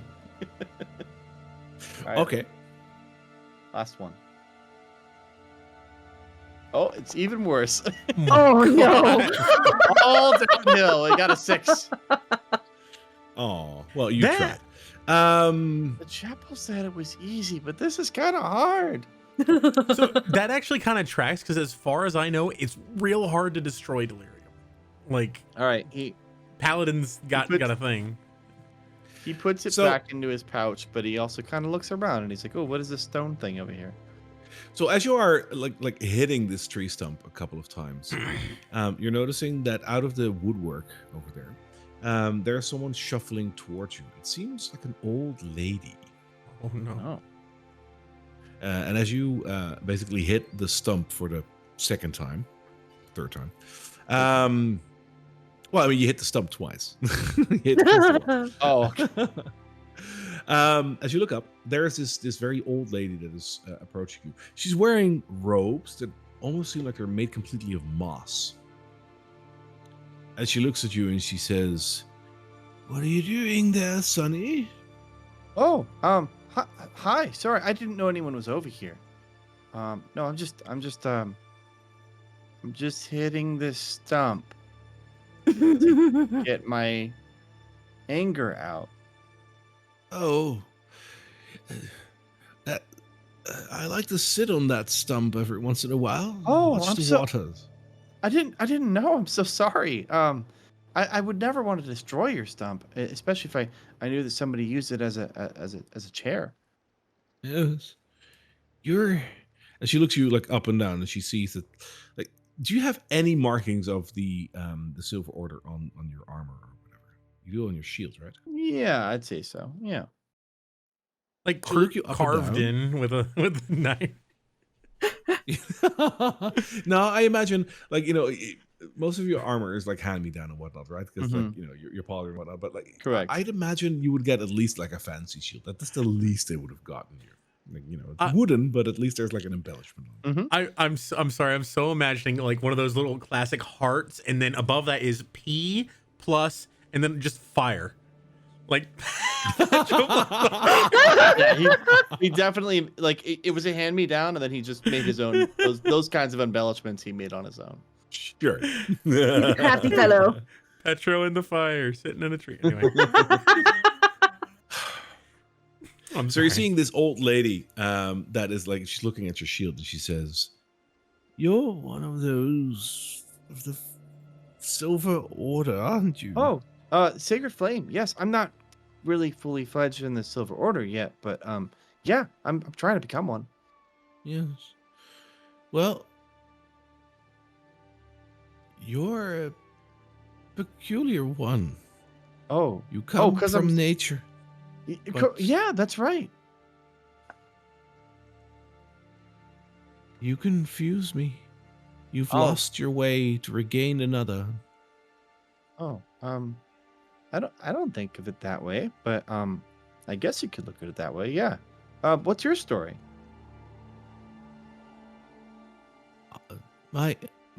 My name is Zoya.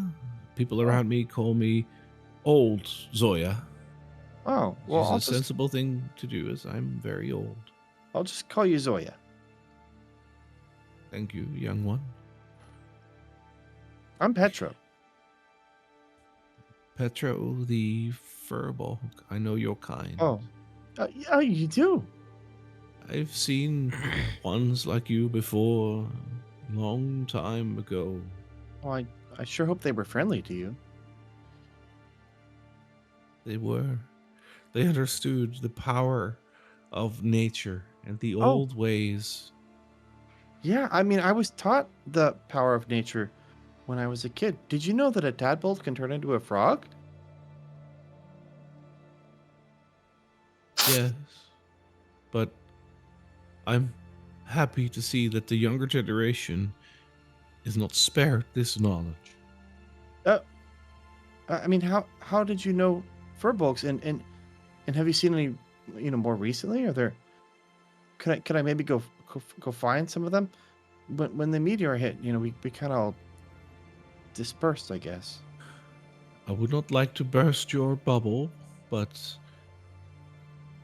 the last furbolg I saw before you was 30 years ago. Oh, It has yeah, been a long time. that's a long time ago. That's my whole life, basically. I understand that you have chosen a different path in life, but know that if you ever need guidance on finding your way back to the real gods, the old gods, especially you as a furball, you will always be welcome to come and talk. I will be right here. Oh, that's so nice of you.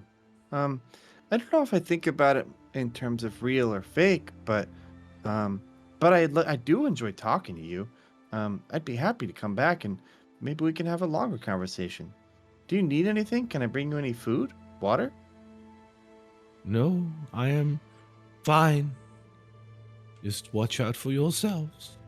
Oh, And should you ever need any services, if you need any healing, you cannot find a place to go, know that my shrine is always open to the likes of you. oh, okay. Well, I'll keep that in mind. Thank you. Also, completely unrelated note. Do you happen to know how to destroy Delerium? Delerium is an interesting gem. It is both dangerous and powerful.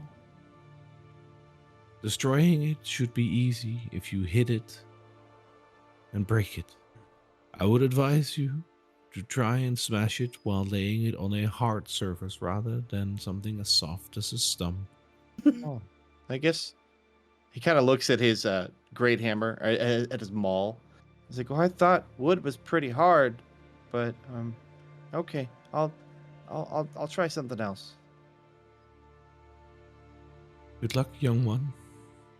Oh, good luck to you too, Zoya. I hope that all your future Furbolg encounters are happy. I hope so too.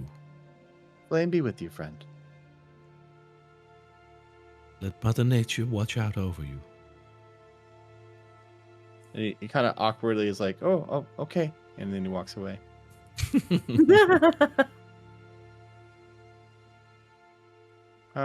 Well, I guess I'll just have to find a harder surface, but I should probably get back to my friends for now.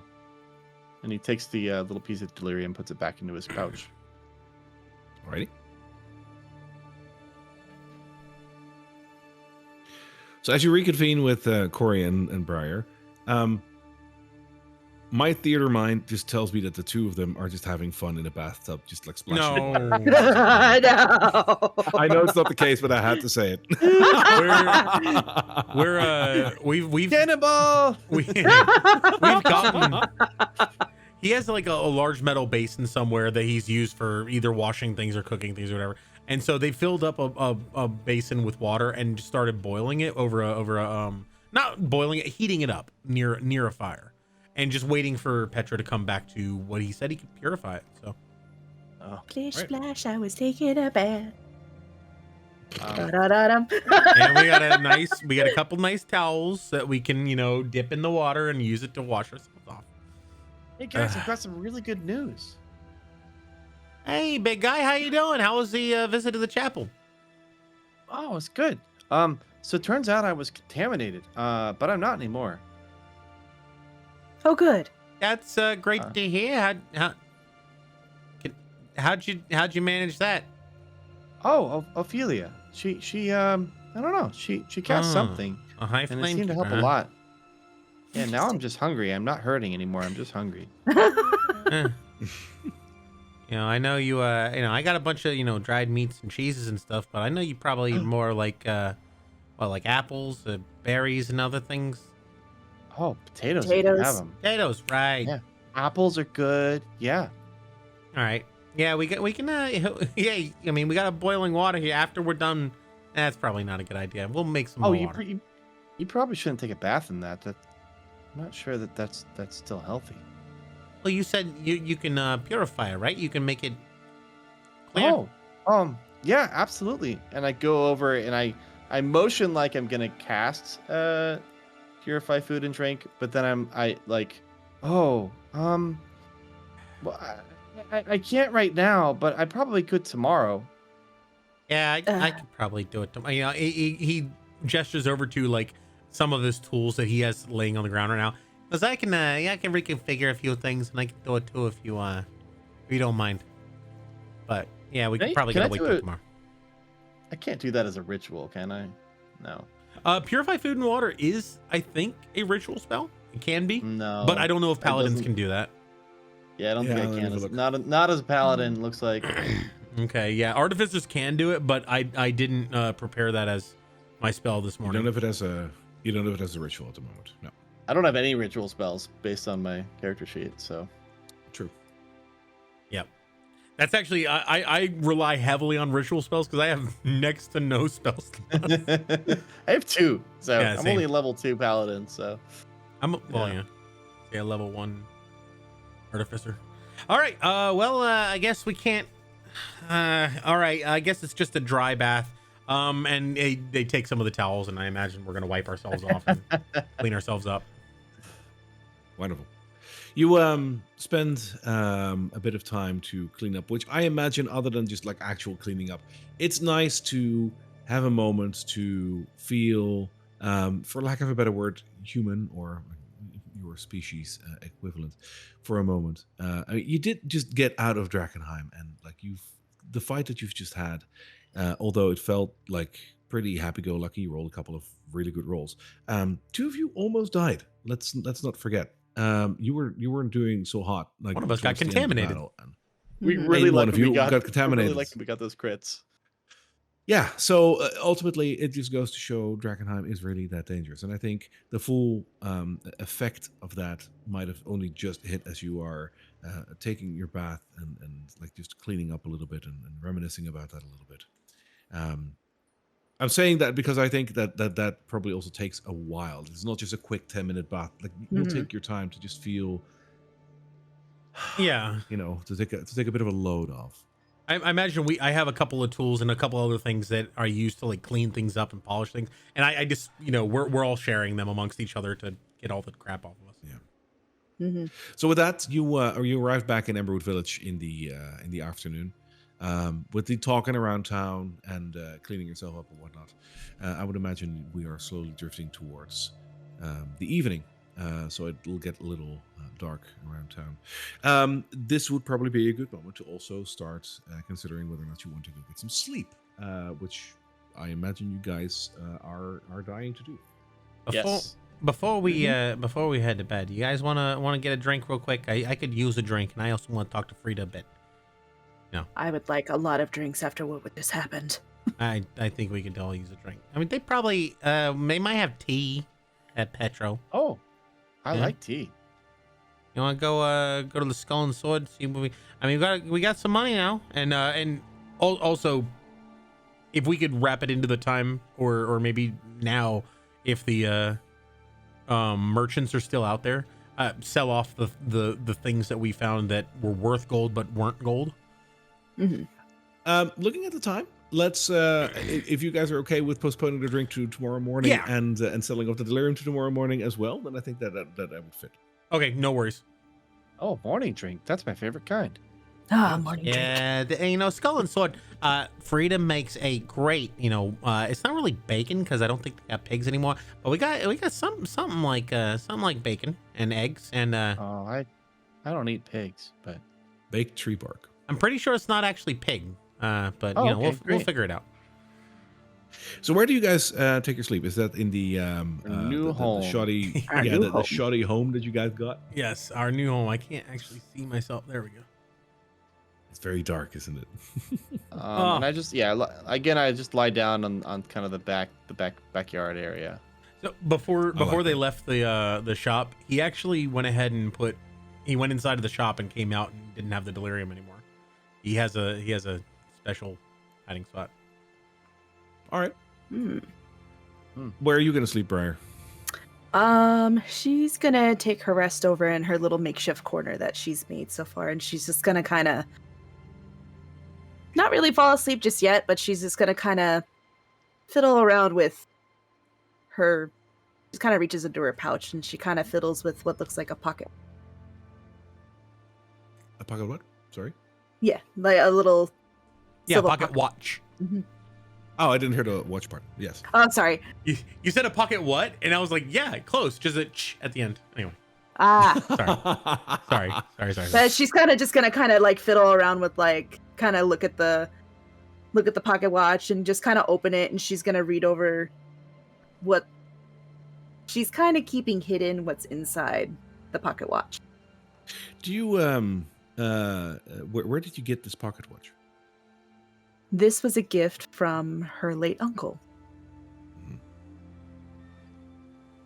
All right.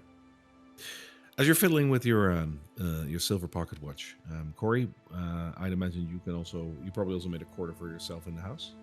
Yeah, he's sort of like in the rafters. He's cleaned a little space where there's no cobwebs or anything like that, and he's got a nice little, he may have rigged up a couple of ropes into sort of a loose hammock kind of deal. He's up there. He's turned on one of his little magical artifacts that he has, which is just a little light artificer minor mechanical whatever wonders. It's just a little light, and he's actually fiddling with the crossbow that he just got, his little hand crossbow, and he's messing with it, and he actually has one of the shards of delirium, and he's kind of just tinkering with it a little bit just to see what he can do. I love that. And finally, Petro, you are sleeping out in the yard, looking probably up at the stars, right? I think he lies down and immediately falls asleep. Fair enough. It's been a heavy day, especially for a good guy like you. All right. As the three of you drift to sleep, knowing that you are at least safe for now in Emberwood Village. We're also at the end of today's episode, but before I conclude, I would like to congratulate the three of you, because the three of you will indeed level up. Woo! Oh, nice. Oh, Yay! We're also not dead, so congratulations on that. We live. Yes. We live to die another day. So I am the step towards level 3 is always like a big one for most classes. I'm very curious to see what you guys are going to pick. So next week we're going to start with hearing what you guys have went into for your level 3, and from there see what kind of drink you're going to get at the Skull and Sword, Yes. or other bar, of course, and yeah, pick it up from there. I'm looking forward to it, guys. This is so much fun. yeah, this has been a blast. Yee, I'm excited. That was a hairy combat we had there. It was. I was bleeding a Just little goes to bit. show. It It goes to show Drakkenheim is not kind to you. Corey, when he ran away and up the building, if he got hit one more time, that was it. Ooh. Yeah. Yeah, he was down. I was seeing like you were like at 3 hit points at Yep. like your lowest, right? Yep. Yeah, that's Yeah. scary. 3 or 4 or something like that. But yeah. I like how I was like, oh yeah, if you're hurt, I can heal you, and then I just didn't heal you at all. He's up there Sorry. like stitching himself up with his like glue Yeah. gun. Yeah. That was great. Yeah, I'm looking forward to that. That was a good one. Good. Well played, everybody. Yeah, good job. Absolutely. I'm Really did enjoy it. loving All the right. frog talk, Petro. Yeah, like as I said, note to self, like there's I basically have to put in a frog at some point, like right now. So all right, so everybody, thank you so much for watching and or listening to our playthrough of the Dungeons of Drakkenheim. I hope you are enjoying yourselves as much as we are enjoying playing through it. We hope to see you again, not next week actually, because I believe one of us had prior engagement, so we're gonna skip a week, right? Correct. Yes, Sounds like I a will plan. be Yes. out. Yeah, but the following So, week.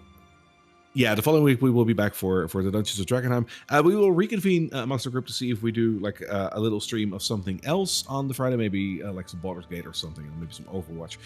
We will let you know through our Discord. So if you aren't part of our Discord just yet, this is the great moment to join our Discord. The link is in Twitch, in YouTube, and on theguildoflask.com. You can find a link to immediately join it. We're very active over there, so you can talk to us as well. So don't be shy. Beyond that, you can find us on all the other social media channels that we have listed before. Yeah, thank you so much for listening and watching, and we hope to see you again very soon. Bye, everybody. Bye, everybody. Bye.